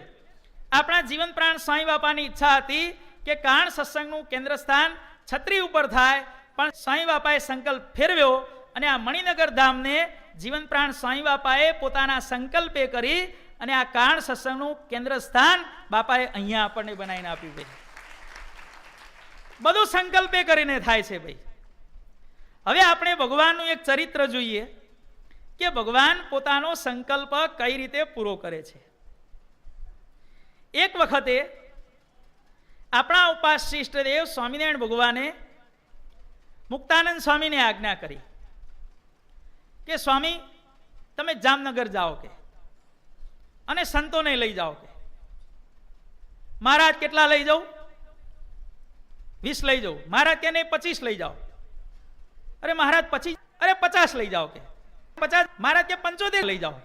મુક્તાનંદ સ્વામી કીધું, હવે વધારે બોલીશું તો આગળ ઉછવણી જશે. મહારાજ ભલે ભલે ભલે કે ક્યારેક આજે જ જાઓ કે. મુક્તાનંદ સ્વામી 75 સંતોને લઈ અને જામનગર પધાર્યા. જામનગરમાં મુક્તાનંદ સ્વામીએ નિવાસ કર્યો અને એ સમયે રસકસના વર્તમાન ચાલતા હતા, ખટરસના વર્તમાન ચાલતા હતા. રસ અને કસ. રસ એટલે ગળપણ અને કસ એટલે ચિકાસ. કસ પૂરે ને ભાઈ, ગળ્યું અને ચીકણું, શરીરમાં સહેજ પણ કસ પુરાય એવું બિલકુલ ખાવાનું નહીં. આવી ભગવાનની કડક આજ્ઞા હતી ભાઈ. સંતોએ ત્યાં નિવાસ કર્યો. થોડા દિવસ થયા એટલે મોટા મોટા સંતો હતા, એમણે તો આજ્ઞાનું પાલન અત્યંત આનંદથી કર્યું. પણ નાની ઉંમરના સંતો હતા એ બિચારા થોડાક શારીરિક રીતે હેરાન થવા માંડ્યા. સંતોને ખૂબ કષ્ટ પડ્યું. ત્યારે મુક્તાનંદ સ્વામીને કહે છે કે સ્વામી, હવે અમારાથી ભૂખ સહન થતી નથી. કારણ કે જમવાનું કેટલું, જે કાંઈ ભિક્ષા આવે એ ભિક્ષા જોડીમાં ભેગી કરવાની ભાઈ. અને જોડીમાં ભેગી કરેલી ભિક્ષા નદી, તળાવ, વાવ, કોઈ પણ જાતનું જ્યાં જળ સ્ત્રોત હોય ને ત્યાં જઈ અને એને 10, 15, 20 વખત બરોબર ઝપકોળવાની, ઊંચી નીચી કરવાની ભાઈ. પરિણામ શું આવે ભાઈ? અંદર જે કાંઈ મસાલો, તીખાશ, તેલ જે કંઈ હોય બધો કસ નીકળી જાય. અને પછી જે કાંઈ વધે પંક્તિ કરવાની ભાઈ. અને લીંબુની સાઈઝના ગોળા કરવાના અને એક એક ગોળો આપવાનો.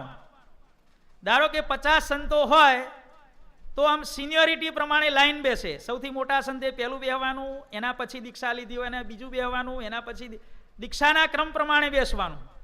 50 સંતો હોય અને 40 ગોળા હોય તો જે છેલ્લા 10 હોય એને ભૂખી રહેવાનું.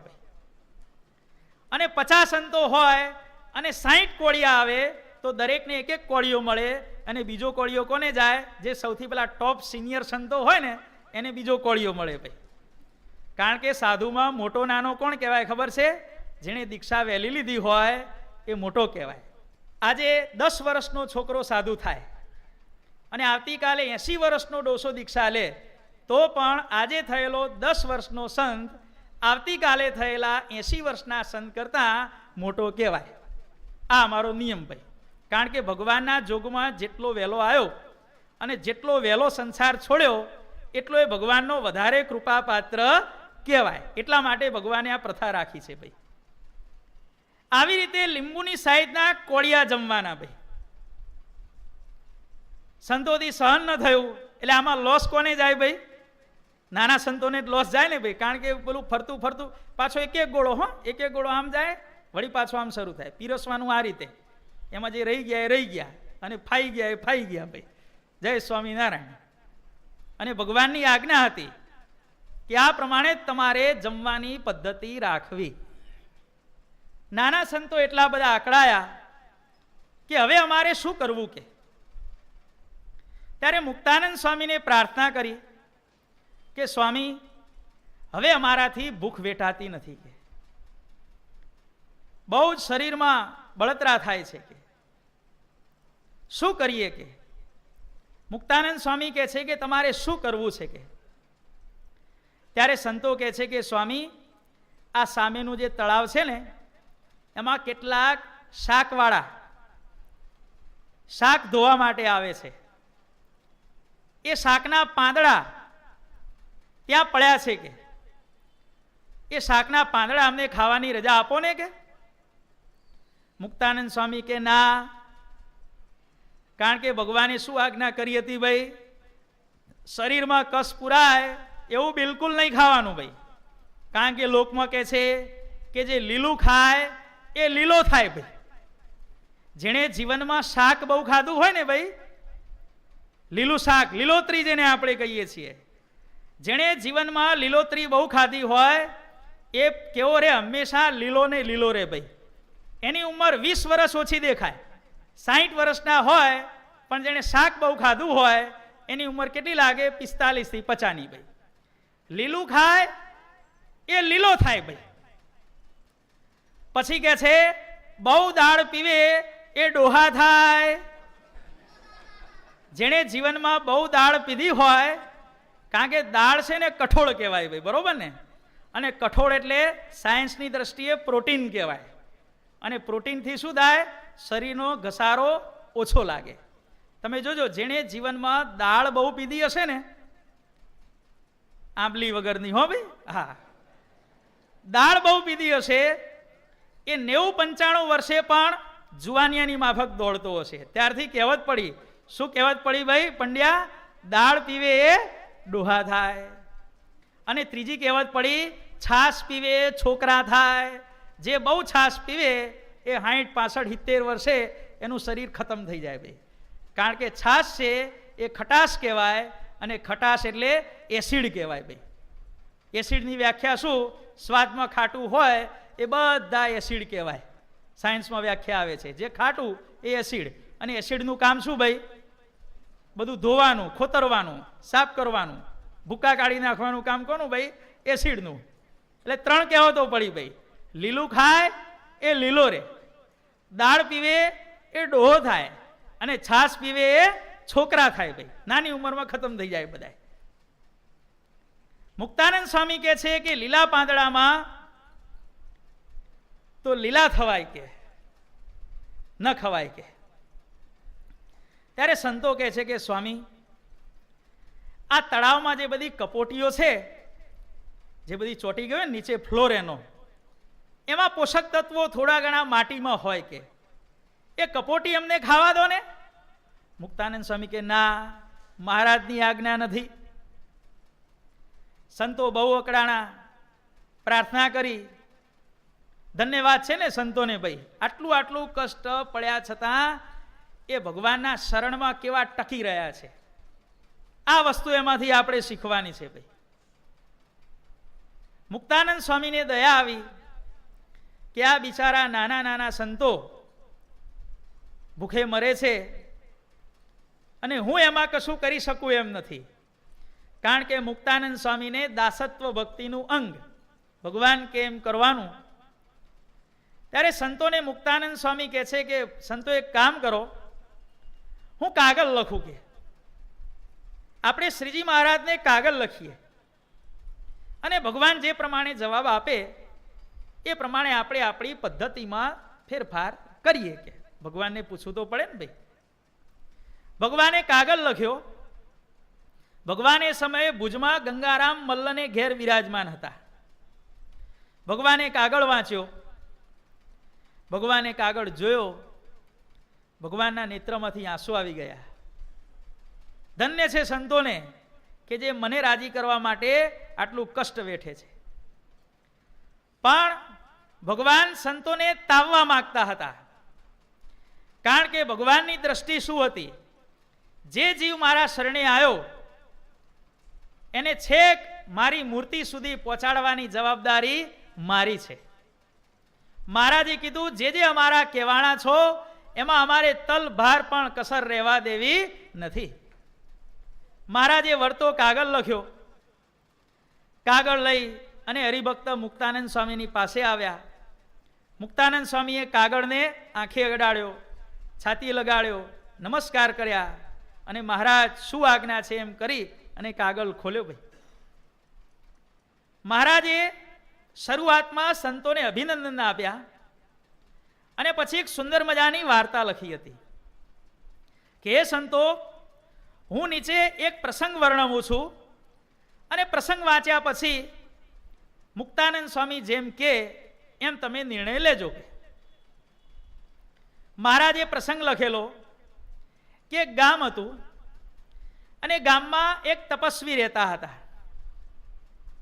તપસ્વીને દરરોજ શેર ચોખા દાનમાં આવતા હતા, અને રોજ એ શેર ચોખાનો ભાત કરી અને તપસ્વી પોતાનું જીવન ભગવાનમય ભગવત પરાયણ જીવન પસાર કરતા હતા. બીજી કોઈ ચિંતા હતી નહીં. રોજ શેર ચોખા આવી જાય, ભાત બનાવી દેવાનો, જમી લેવાનું, પછી આવતીકાલે બપોરે વાત. ત્યાં સુધી શું કરવાનું? ભગવાનનું ધ્યાન, ભજન, માળા, શાસ્ત્ર વાંચન જે કરતા હતા તે કરતા હતા. આવા પરમ જ્ઞાની તપસ્વીની પાસે એક મુમુક્ષુ જ્ઞાન લેવા માટે આવ્યો. ઋષિ મહારાજ, મારે તમારી પાસે રહેવું છે. શું કામ ભાઈ? મારે તમારી પાસે જ્ઞાન સંપાદન કરવું છે. રહેવાનું ક્યાં? તો કે તમારી જોડે.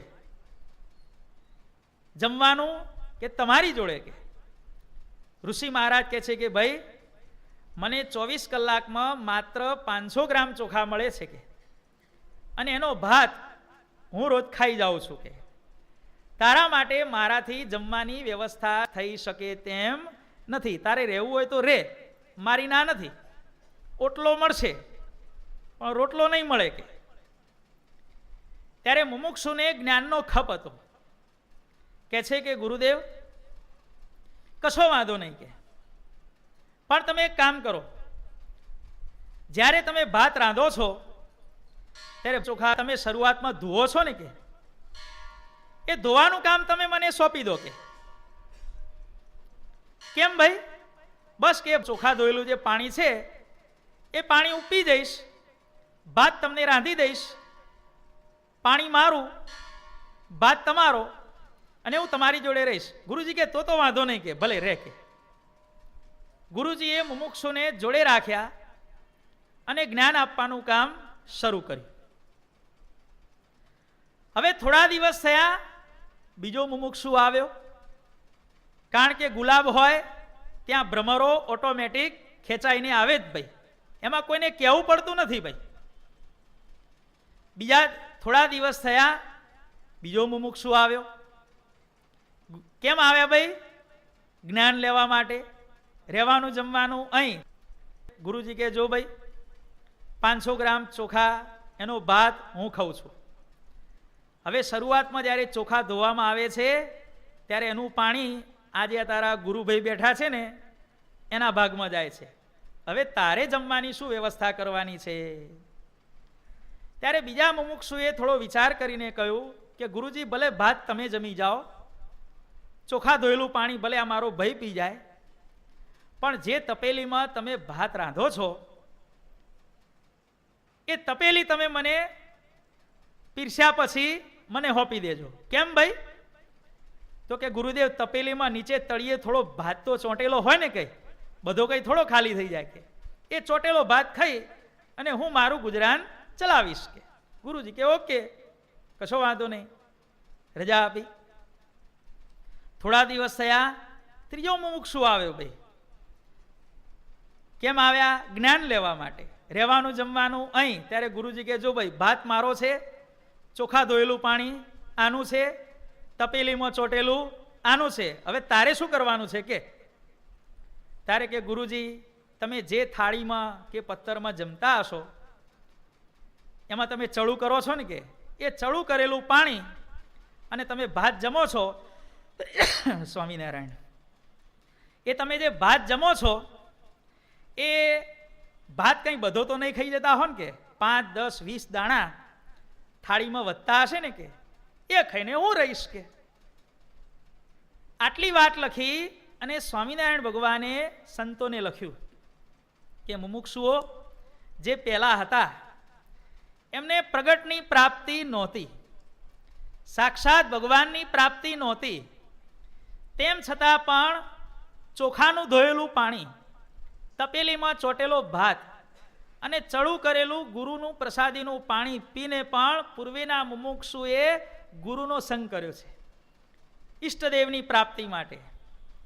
જ્યારે તમને તો મુક્તાનંદ સ્વામી જેવા ગુરુ મળ્યા છે, સદાય પ્રગટ અને સદાય પ્રત્યક્ષ ભગવાનની તમને પ્રાપ્તિ થઈ છે, તો હવે મારે વધારે શું કહેવું? કે એમ લખીને ભગવાન સ્વામિનારાયણ કહે છે કે એ સંતો, હવે મારી વાત હું પૂરી કરું છું અને હવે તમારાથી ભૂખ ન વેઠાય તો મુક્તાનંદ સ્વામી તમને જે પ્રકારે છુટ્ટી આપે એ પ્રકારે તમે જમજો.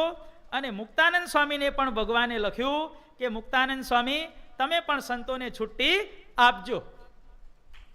મુક્તાનંદ સ્વામી કહે છે કે બોલો સંતો, આ ભગવાનનો કાગળ, બોલો હું શું છુટ્ટી આપું કહો. ત્યારે સંતો કહે છે કે સ્વામી, હવે અમારે કોઈ પણ જાતની છુટ્ટી જોઈતી નથી. ભગવાનની આજ્ઞાથી અમારા જીવનમાં જે કાંઈ દુઃખ આવશે એને સહન કરીશું અમે બધાએ, કે તમે ચિંતા ન કરશો. કે જેમ ભગવાનને અમારા ઉપર વિશ્વાસ છે તો અમે પણ ભગવાનને અમારામાં વિશ્વાસ થાય એવું વર્તન કરી અને અમે દેખાડીશું. કે ભલે ને ગમે તેટલું ભૂખી રહેવું પડે, કે અમે હવે તૈયાર છીએ, કે હવે અમે આ મૂળાના પાંદડા કે આ કપોટીઓ ખાવાની રજા અમે તમારી જોડે નહીં માગીએ. આ પ્રમાણે સંતો દુઃખ વેઠી અને સર્વત્ર જેમ મુક્તાનંદ સ્વામીને 75 સંતો લઈ જવાની આજ્ઞા કરી, એમ બ્રહ્માનંદ સ્વામી, ગોપાળાનંદ સ્વામી બાપા બધાને થોડા થોડા સંતો આપી અને મહારાજે બધે વિચરણ કરવા મોકલેલા. અને જ્યારે જેઠ મહિનાનો સમય થયો, વરસાદ આવું થઈ રહ્યો, ત્યારે બધાએ સંતો ક્યાં આવ્યા ભાઈ? ગઢપુરમાં આવ્યા. ભગવાને બધાની વાતો સાંભળી. મહારાજ અમને આવી તકલીફ પડી, અમને આવી તકલીફ પડી, પણ મહારાજ તમને રાજી કરવા માટે અમે બધું એ સહન કર્યું. મહારાજ સંતો પર ખૂબ રાજી થયા. મહારાજને થયું કે ધન્ય છે આ સંતોને, કે એ સંતોને હું શું આપું. કે અને ત્યાં જ ભગવાને શું કર્યું ભાઈ? શું કર્યું? ભગવાને દરેક જીવનમાં જે કાર્ય કર્યું એ શેના વતે કર્યું ભાઈ? સંકલ્પ. બોલો ભાઈ, શું કર્યું ભગવાને એ વખતે? સંકલ્પ કર્યો ભાઈ, કે મારે સંતોને ચાતુર્માસ 4 મહિના મારે બરોબર જમાડવા છે. કે ભલે હવે મારી આજ્ઞાથી ભૂખ્યા રહ્યા, હવે મારે બધાને બરોબર જમાડવા છે. કે ભગવાનનો સંકલ્પ ક્યારે મિથ્યા થાય ભાઈ? ન થાય હો. આપણે સંકલ્પ કરીએ મિથ્યા થાય. કેમ? કે આપણા સંકલ્પો સિદ્ધ થાય તો આખા વિશ્વનો દાટ વળી જાય એવા બળવાન સંકલ્પો આપણા હોય છે ભાઈ. આપણા સંકલ્પો સિદ્ધ નથી થતા એનું કારણ આ છે ભાઈ. જો આપણા સંકલ્પો સિદ્ધ થાય ને તો આપણા સિવાય વિશ્વમાં કોઈ પણ વ્યક્તિ હયાત રહે નહીં. હું થાય કે ન થાય ભાઈ? રસિકભાઈ, થાય કે ન થાય? પેલા થાય ભાઈ, કોઈ ના રે ભાઈ. આપણા સંકલ્પો સિદ્ધ નથી થતા એનું કારણ કે આપણા સંકલ્પમાં ક્યારે પણ કોઈનું ભલું હોતું નથી. નકરો આપણો સ્વાર્થ જ હોય છે. જ્યારે ભગવાનના સંકલ્પમાં નકરો પરમાર્થ હોય છે ભાઈ. આટલો ફેર છે ભાઈ. હવે ભગવાને સંકલ્પ કર્યો સંતોને 4 મહિના જમાડવાનો. સંકલ્પ થયો એટલે મિકેનિઝમ આખી શરૂ થઈ. જેમ સ્વિચ પાડો, મોટું કારખાનું હોય એની મેઇન સ્વિચ પાડો એટલે બધા મશીનો, ચક્રો, જે પટ્ટા બધું ફરવા માંડે ને ધીરે ધીરે ભાઈ, ઝૂમ ઝૂમ ઝૂમ કરતું પેલી ગાડીને તમે ચાવી મેળો, ચૂચું ચૂચું ચૂ કરતી કેવી ગાડી ચાલુ થાય, એમ ભગવાને સંકલ્પ કર્યો અને વિશ્વની આખી મિકેનિઝમ શરૂ થઈ ગઈ. બન્યું એવું કે એ સમયે પંચાળાના ઝીણાભાઈ પોતાના કુટુંબી સાથે ગઢપુરમાં ભગવાનના દર્શન કરવા આવેલા. ઝીણાભાઈની સાથે એમનો નાનો દીકરો, આ 8-10 વર્ષના છોકરા બેઠા છે ને ભાઈ, એવો નાનો છોકરો, હઠી એનું નામ હતું ભાઈ. હઠી નામનો છોકરો ગઢપુરમાં, કારણ કે નાના છોકરાને કામ કેવું હોય ભાઈ, સભામાં બેસવાનું હોય નહીં, જ્યાં ત્યાં રખડતા હોય. ત્યાં ઝીણાભાઈનો છોકરો હઠી ફરતો ફરતો ફરતો ક્યાં પહોંચ્યો? ગઢપુરમાં, જ્યાં જૈનના ઉતારા હતા, જૈન સાધુઓનો નિવાસ હતો, ત્યાં જઈને પહોંચ્યો. છોકરાનામાં સત્સંગ હતો, ભગવાનનો પક્ષ હતો. એને ખબર પડી કે આ જૈનના સાધુ છે એ મારા વાલા સ્વામિનારાયણ ભગવાનને બહુ હેરાન કરે છે, કે એમના સંતોને બહુ હેરાન કરે છે. 8-10 વર્ષનો છોકરો બીજું શું કરી શકે ભાઈ? એટલે ગઢપુરમાં જ્યાં જૈનના સાધુઓ રહેતા હતા, એમના જે મેઇન ગાદીપતિ હતા, એની જોડે જઈ એના શરીર ઉપર થૂકી આવ્યો ભાઈ. લે કે હા સ્વામિનારાયણ ભગવાનના દ્રોહી, તું 8 લાખનો છે, એમ કરીને થૂક્યો ભાઈ. કોના સંકલ્પથી ભાઈ? સ્વામિનારાયણ ભગવાનના સંકલ્પથી થૂક્યો. હવે મેઇન ગુરુજીની ઉપર કોઈ થૂકી જાય તો એના સાધુઓ અને આશ્રિતો કેટલા બધા કુરાજી થાય ભાઈ. નક્કી કર્યું કે કોઈ પણ કાઠીઓને, સ્વામિનારાયણના સત્સંગીઓને આપણી દુકાનમાંથી સીધું સામાન કે કરિયાણું આપવું નહીં, બધો વ્યવહાર બંધ. ભગવાનને ખબર પડી કે મારું વાલું તો આવું થયું છે, કે આ હઠી જઈને થૂકી આવ્યો. ત્યારે સ્વામિનારાયણ ભગવાન ખુદ એ આચાર્યને મળવા માટે ગયા ભાઈ, સામે ચાલીને. અને સ્વામિનારાયણ ભગવાને એ પૂજને કહ્યું કે મહારાજ જે કંઈ હશે હું એના વતી એ છોકરા વતી હું માફી માગું છું કે પણ તમે આ હડતાલ બધી બંધ કરો અને ગઢપુરમાં સ્નેહ સંપ અને શાંતિનું વાતાવરણ રહે એવું કરો, હું તમને પગે લાગુ. બસ સ્વામિનારાયણ ભગવાન એ જૈનના ગુરુજીને પગે લાગ્યા ભાઈ, અને પછી માની ગયા. ઓકે ચાલો વાંધો નહીં, પણ ફરતી આવું ન થયું. ભગવાન કે હવે ફરીથી નહીં થાય, કે થઈ ગયું કે.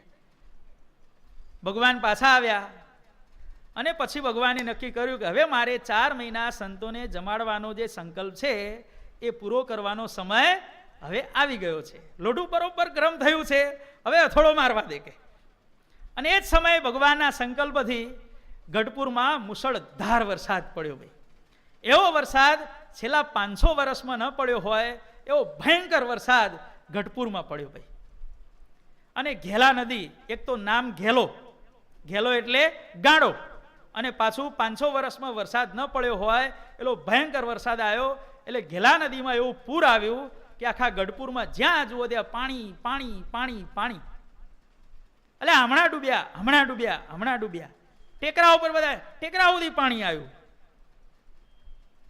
જૈનના સાધુઓ ને આપણા સ્વામિનારાયણ ભગવાનના સંતો ને મહારાજ ને દાદા ખા બધાએ એક જગ્યાએ ભેગા થયા. ભગવાન કે છે કે ભાઈ આ તો ઘેલો, કારણ કે સંકટ સમયમાં કોણ યાદ આવે ભાઈ? ભગવાન યાદ આવે. બધા કહેવા માંડ્યા મહારાજ તમે કંઈક કરો કે.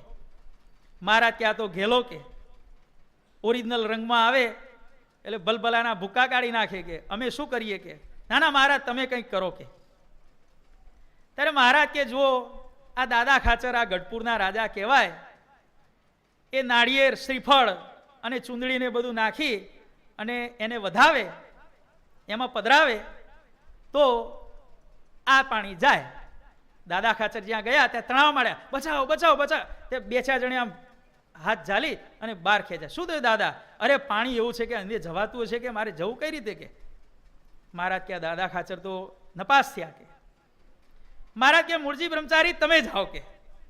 મૂળજી બ્રહ્મચારી જ્યાં થોડાક અંદર ગયા, કારણ કે વધાવવા માટે અંદર તો જવું પડે ને વિધિ પ્રમાણે, જ્યાં થોડા અંદર ગયા બ્રહ્મચારી તણાવવા માંડ્યા, વળી પાછા એમને બહાર કાઢ્યા. બ્રહ્મચારી કે ભાઈ આપણું કામ નહીં કે. છેલ્લે કોણ બાકી રહ્યું ભાઈ? મહારાજ બાકી રહ્યા. મહારાજ કે જુઓ અમે આ ઘેલા નદીનું પાણી 10 મિનિટમાં આમ રવાના કરી દઈએ, પણ આ ગઢપુરના જેટલા માણસો છે એમણે નિયમ લેવો પડશે. 2 મહિના ઘેલા નદીમાં નાહવાનું. કોના માટે ભાઈ? આ વાણિયાઓ હોય ને નાય નહીં ભાઈ, સમજ્યા? આ જૈનના સાધુ નાય નહીં હો, હિંસા થાય કે. 2 મહિના ઘેલામાં નાહવું પડશે કે. અને અમારી બીજી શરત કે દરેક જણે ગઢપુર વાસીએ જેને જેટલી શક્તિ હોય એ પ્રમાણે 2 મહિના સુધી દરરોજ રસોઈ કરીને જમાડવા પડશે. 2 મહિનાની મુદત આપી ભગવાને ભાઈ. અને પાકી રસોઈ હો, પાકી રસોઈ કોને કહેવાય ખબર છે ભાઈ? દાળ ભાત રોટલી, બટાકાનું શાક, બીજું એક શાક, પાછું કઠોળ, મિષ્ટાન, ફરસાણ, કચુંબર, અથાણું, છાશ, આટલું લિસ્ટ થાય ત્યારે પાકી રસોઈ કહેવાય ભાઈ. ખાલી રોટલી શાક આપી દો એ પાકી રસોઈ ન કહેવાય ભાઈ. સાધુની પાકી રસોઈમાં શું શું આવે ભાઈ? યાદ રહી ગયું ને બધાને ભાઈ? આવું બધું આવે ભાઈ, સમજ્યા ભાઈ? પાકી રસોઈ આપવી પડશે કે 2 મહિના સુધી. બોલો નામનો ધાવો, નહીં તો આ પાણી આવે છે. અરે મહારાજ ઉભારો ઉભારો ઉભારો કે.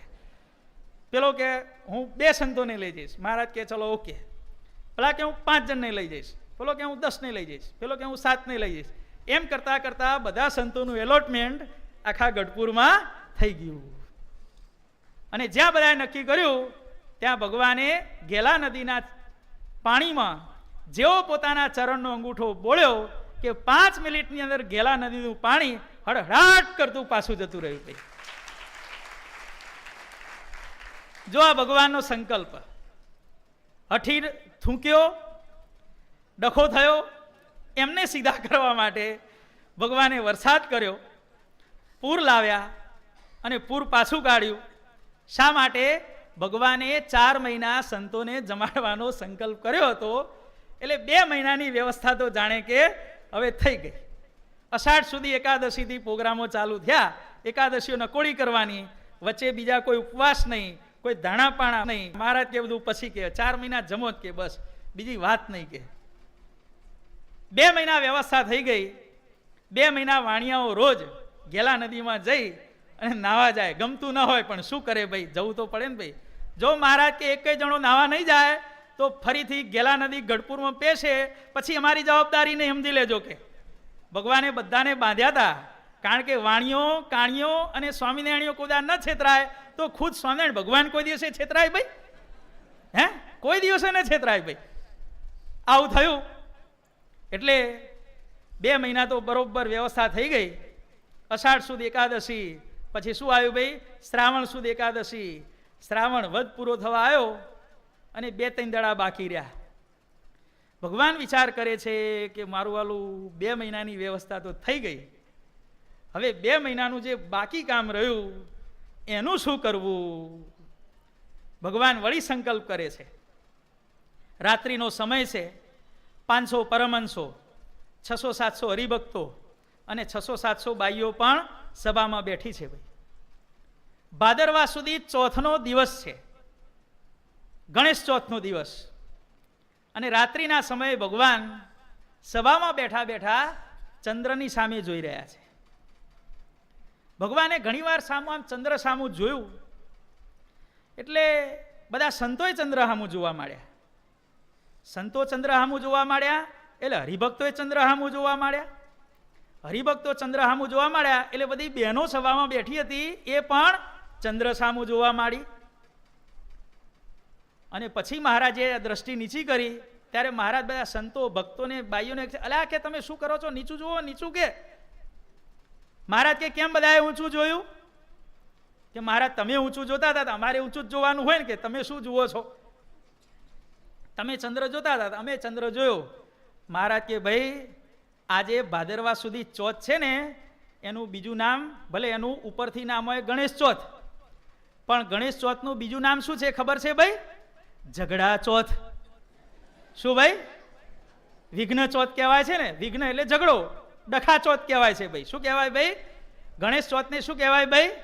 ડખા ચોથ કહેવાય, ઝઘડા ચોથ કહેવાય કે. અને શાસ્ત્રમાં લખાણ છે કે ભાદરવા સુધી ચોથના દિવસે, ગણેશ ચોથના દિવસે જે વ્યક્તિ ચંદ્ર સામું જુએ તો એને આવતી ભાદરવા સુધી ચોથ 12 મહિના સુધી 360 દાડા એને 24 કલાકમાં એક વખત સવારે, બપોરે કે રાત્રે એક જણની જોડે અવશ્ય ઝઘડો થાય ને થાય. અલ્યા ભાઈ હવે શું કરવું? આરું રોજ ઝઘડો થાય કોને પાલવે ભાઈ? આપણે કોઈની ડખો કરીએ, 1 દાડો બાજીએ, 2 દાડા બાજીએ, 3 દાડા બાજીએ, 9 દાડા, તાણી 13 દાડા. પછી માણસ કંટાળી જાય ને ભાઈ. મહારાજ કે શાસ્ત્ર વિધાન છે કે અમે તો ભાદરવા સુદ ચોથના દિવસે ચંદ્ર સામું જોયું એટલે અમારે કોકની જોડે 12 મહિના ડખા ચાલવાના, અને અમારા વાદે તમે બધાએ ચંદ્ર સામું જોયું એટલે તમારે રોજ ડખા થવાના, સમજી લેજો. મહારાજ કે જો શાસ્ત્ર વિધાન છે, પછી અમને કશું કહેવા આવતા નહીં. બધા ગભરાઈ ગયા. મહારાજ હવે શું કરવું કે? તે મહારાજ કે જુઓ ભાઈ, દરેક પ્રશ્નનો ઉત્તર હોય, દરેક પાપનું પ્રાયશ્ચિત હોય, દરેક મુશ્કેલીનું નિવારણ હોય. ગમે તેવો કાયદો હોય તો એમાં એકાદી છટકબારી પણ હોય કે, ગમે તેવો કડક નિયમ હોય તો એમાં થોડી ઘણી છૂટછાટ તો હોય દેશકાળને અનુસારે. મહારાજ કે એક રસ્તો છે કે પછીની કલમમાં એવું લખ્યું છે, પેલી કલમ પેલી 365 દાડા ઝઘડો થાય. પછીની કલમમાં એવું લખ્યું છે કે ભાદરવા સુદ ચોથને દિવસે જો ચંદ્ર દર્શન થઈ જાય તો એ જ દિવસે તાત્કાલિક વિધિન 15 મિનિટ્સ, 15 મિનિટની અંદર કોઈની જોડે નકલી ઝઘડો ઊભો કરવાથી 12 મહિના શાંતિ રે. કોઈ સામેથી ઝઘડો કરે, સામેથી કોઈ ગાળ દે તો આ પાપનું પ્રાયશ્ચિત છે એ આ તમારે કરવાનું છે. ત્યારે મહારાજ કે અમે ચંદ્ર સામું જોયું એટલે પહેલું પ્રાયશ્ચિત તો અમારે કરવું પડે ને કે. પણ હવે આટલા બધા તમે બેઠા છો, આટલા સંતો, આટલા ભક્તો, આટલી બાઈઓ, તમે તો અમને કોઈ ગાળ દો નહીં. દેવાય ભાઈ? ભગવાનને ગાળ દેવાય? ના મહારાજ, અમે શું કરવા તમને ગાળ દઈએ? કે તમે શિક્ષાપત્રીમાં ના પાડી છે તો મહારાજ કે કંઈક એવું કરીએ કે અમને કોઈ સામેથી ગાળ દે.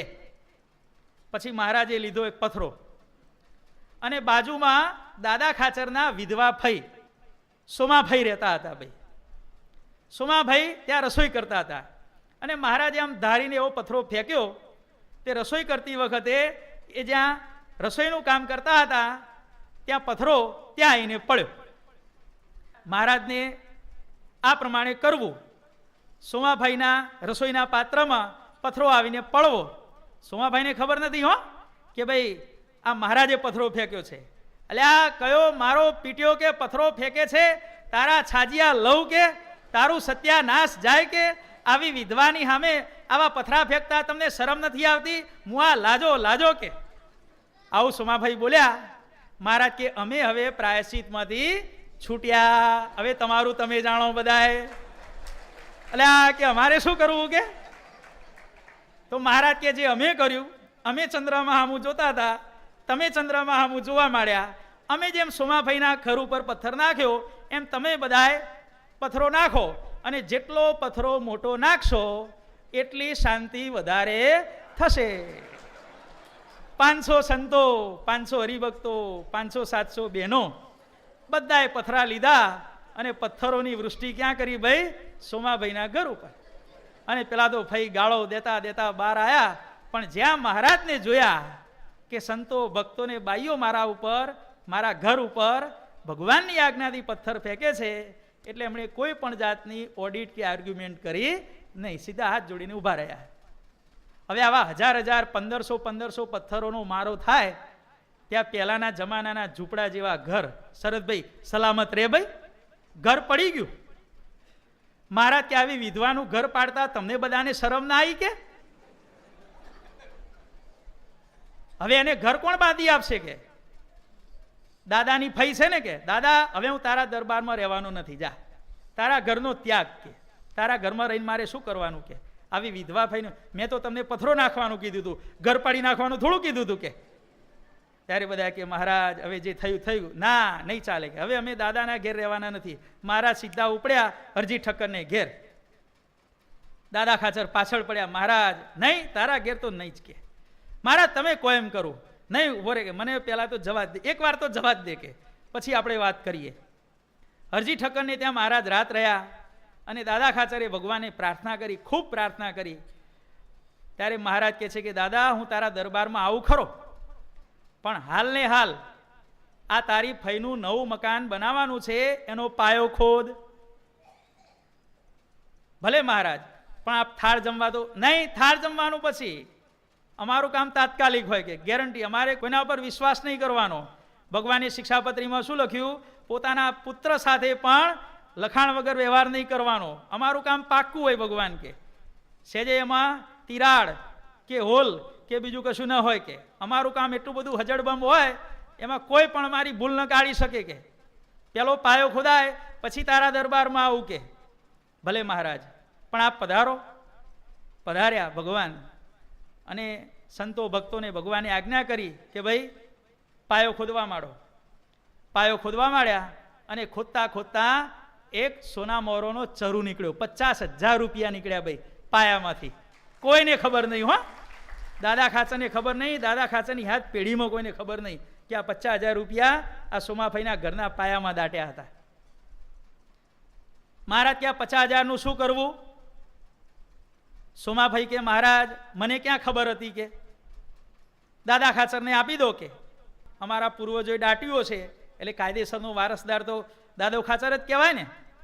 ત્યારે દાદા ખાચર કે મહારાજ ભલે કાયદેસરનો વારસદાર હું, પણ વિધવા ફઈનો પૈસો મારાથી લેવાય નહીં. તમારે વ્યવહારમાં બધી રીત છે ને ભાઈ, દીકરીનો પૈસો, બહેનનો પૈસો, ફઈનો પૈસો, આ બધા પૈસાને લેવાય નહીં.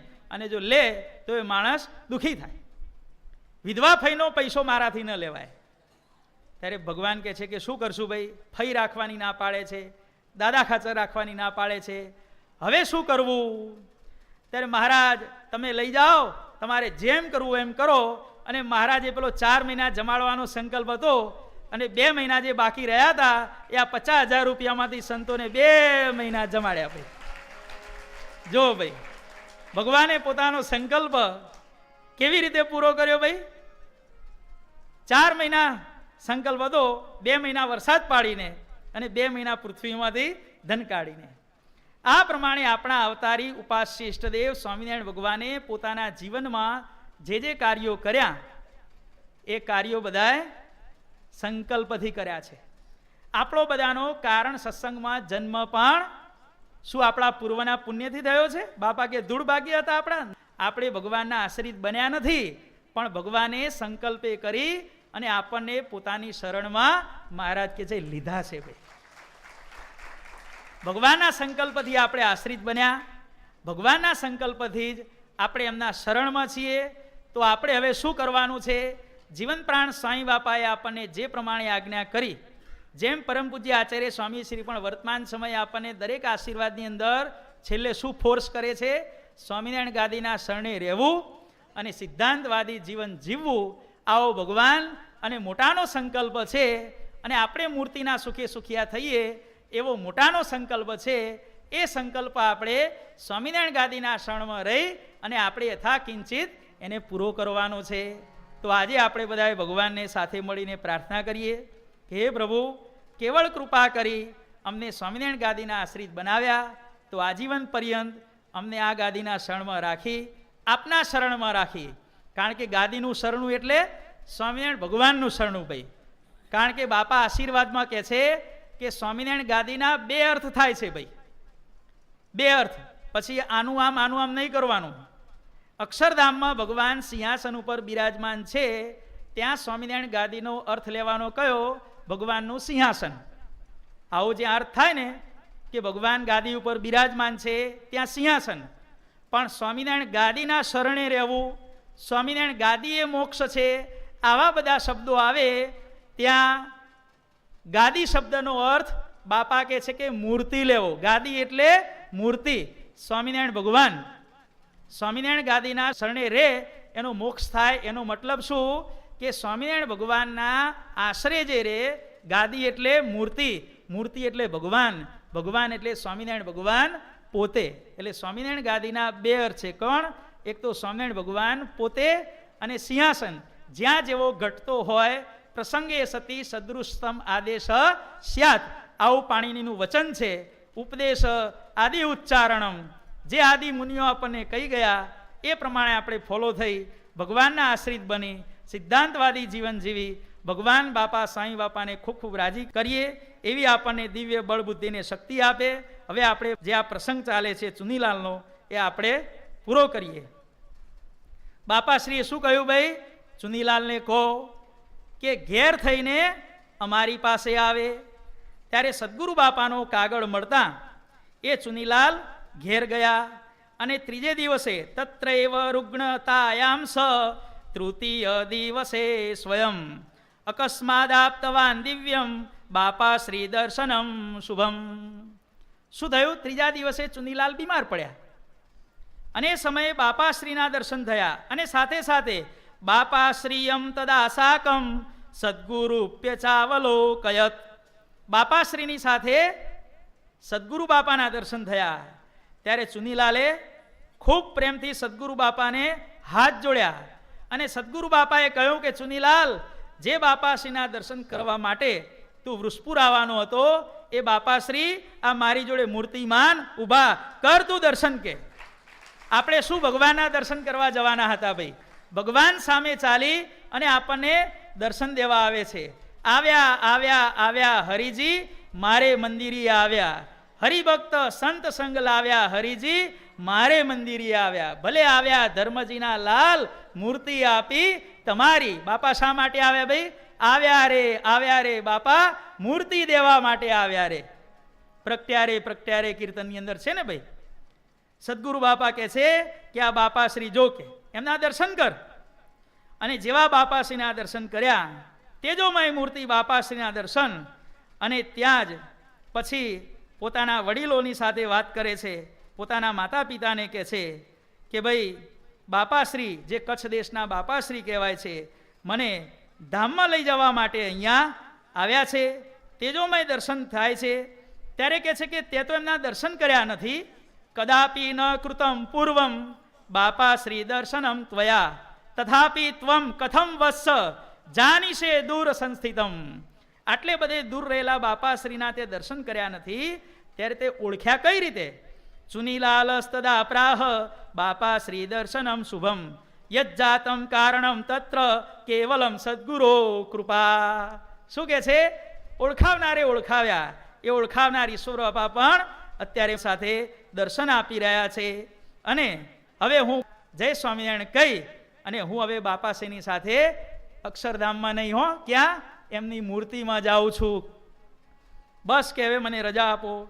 અને એવમ ઉક્ત્વા સ્વદેહમ સ ત્યક્ત્વા ધામાક્ષરમ યયૌ સ્વકીય સ્મરણે નૈવ બાપાશ્રી સ્વપદમ દદૌ. માત્ર દર્શન કરવાની ભાવના થઈ અને બાપાશ્રી એનો આત્યંતિક મોક્ષ કર્યો. ઇતિ પરમ પવિત્ર માર્તિનાશમ ચરિતમિદમ ગુરુણા પ્રગીત મધ્ધા યહ પરમ ભાવત પઠેદ્ધિ સહરિપદાબ્જ સુખમ લભેત દિવ્યમ. ઇતિ શ્રી સ્વામિનારાયણ ગાદી આદ્યાચાર્ય પ્રવર સનાતન ધર્મ સમ્રાટ ધર્મ ધુરંધર અષ્ટોત્તર સહસ્રોપમ જીવન પ્રાણ શ્રી મુક્ત જીવન સ્વામી બાપા વિરચિતે શ્રી સ્વામિનારાયણ બાપા ચરિત્રામૃત સાગરે શ્રી કારણ સત્સંગ શાસ્ત્રે નવમ પ્રવાહે ચુનીલાલસ્ય ધામ નયન નામ ષષ્ઠ તરંગ. બોલો અક્ષરધામનાધિપતિ સ્વામિનારાયણ બાપાની જય. ઘનશ્યામ મહારાજની જય. હરિકૃષ્ણ મહારાજની જય. સહજાન સાંઈ મહારાજની જય. બાપાશ્રીની જય. સદગુરુઓની જય. સ્વામિનારાયણ ગાદીના આદ્યાચાર્ય પ્રવર ધર્મ ધુરંધર સનાતન ધર્મ સમ્રાટ પરમ કલ્યાણકારી જીવન પ્રાણ સ્વામી બાપાની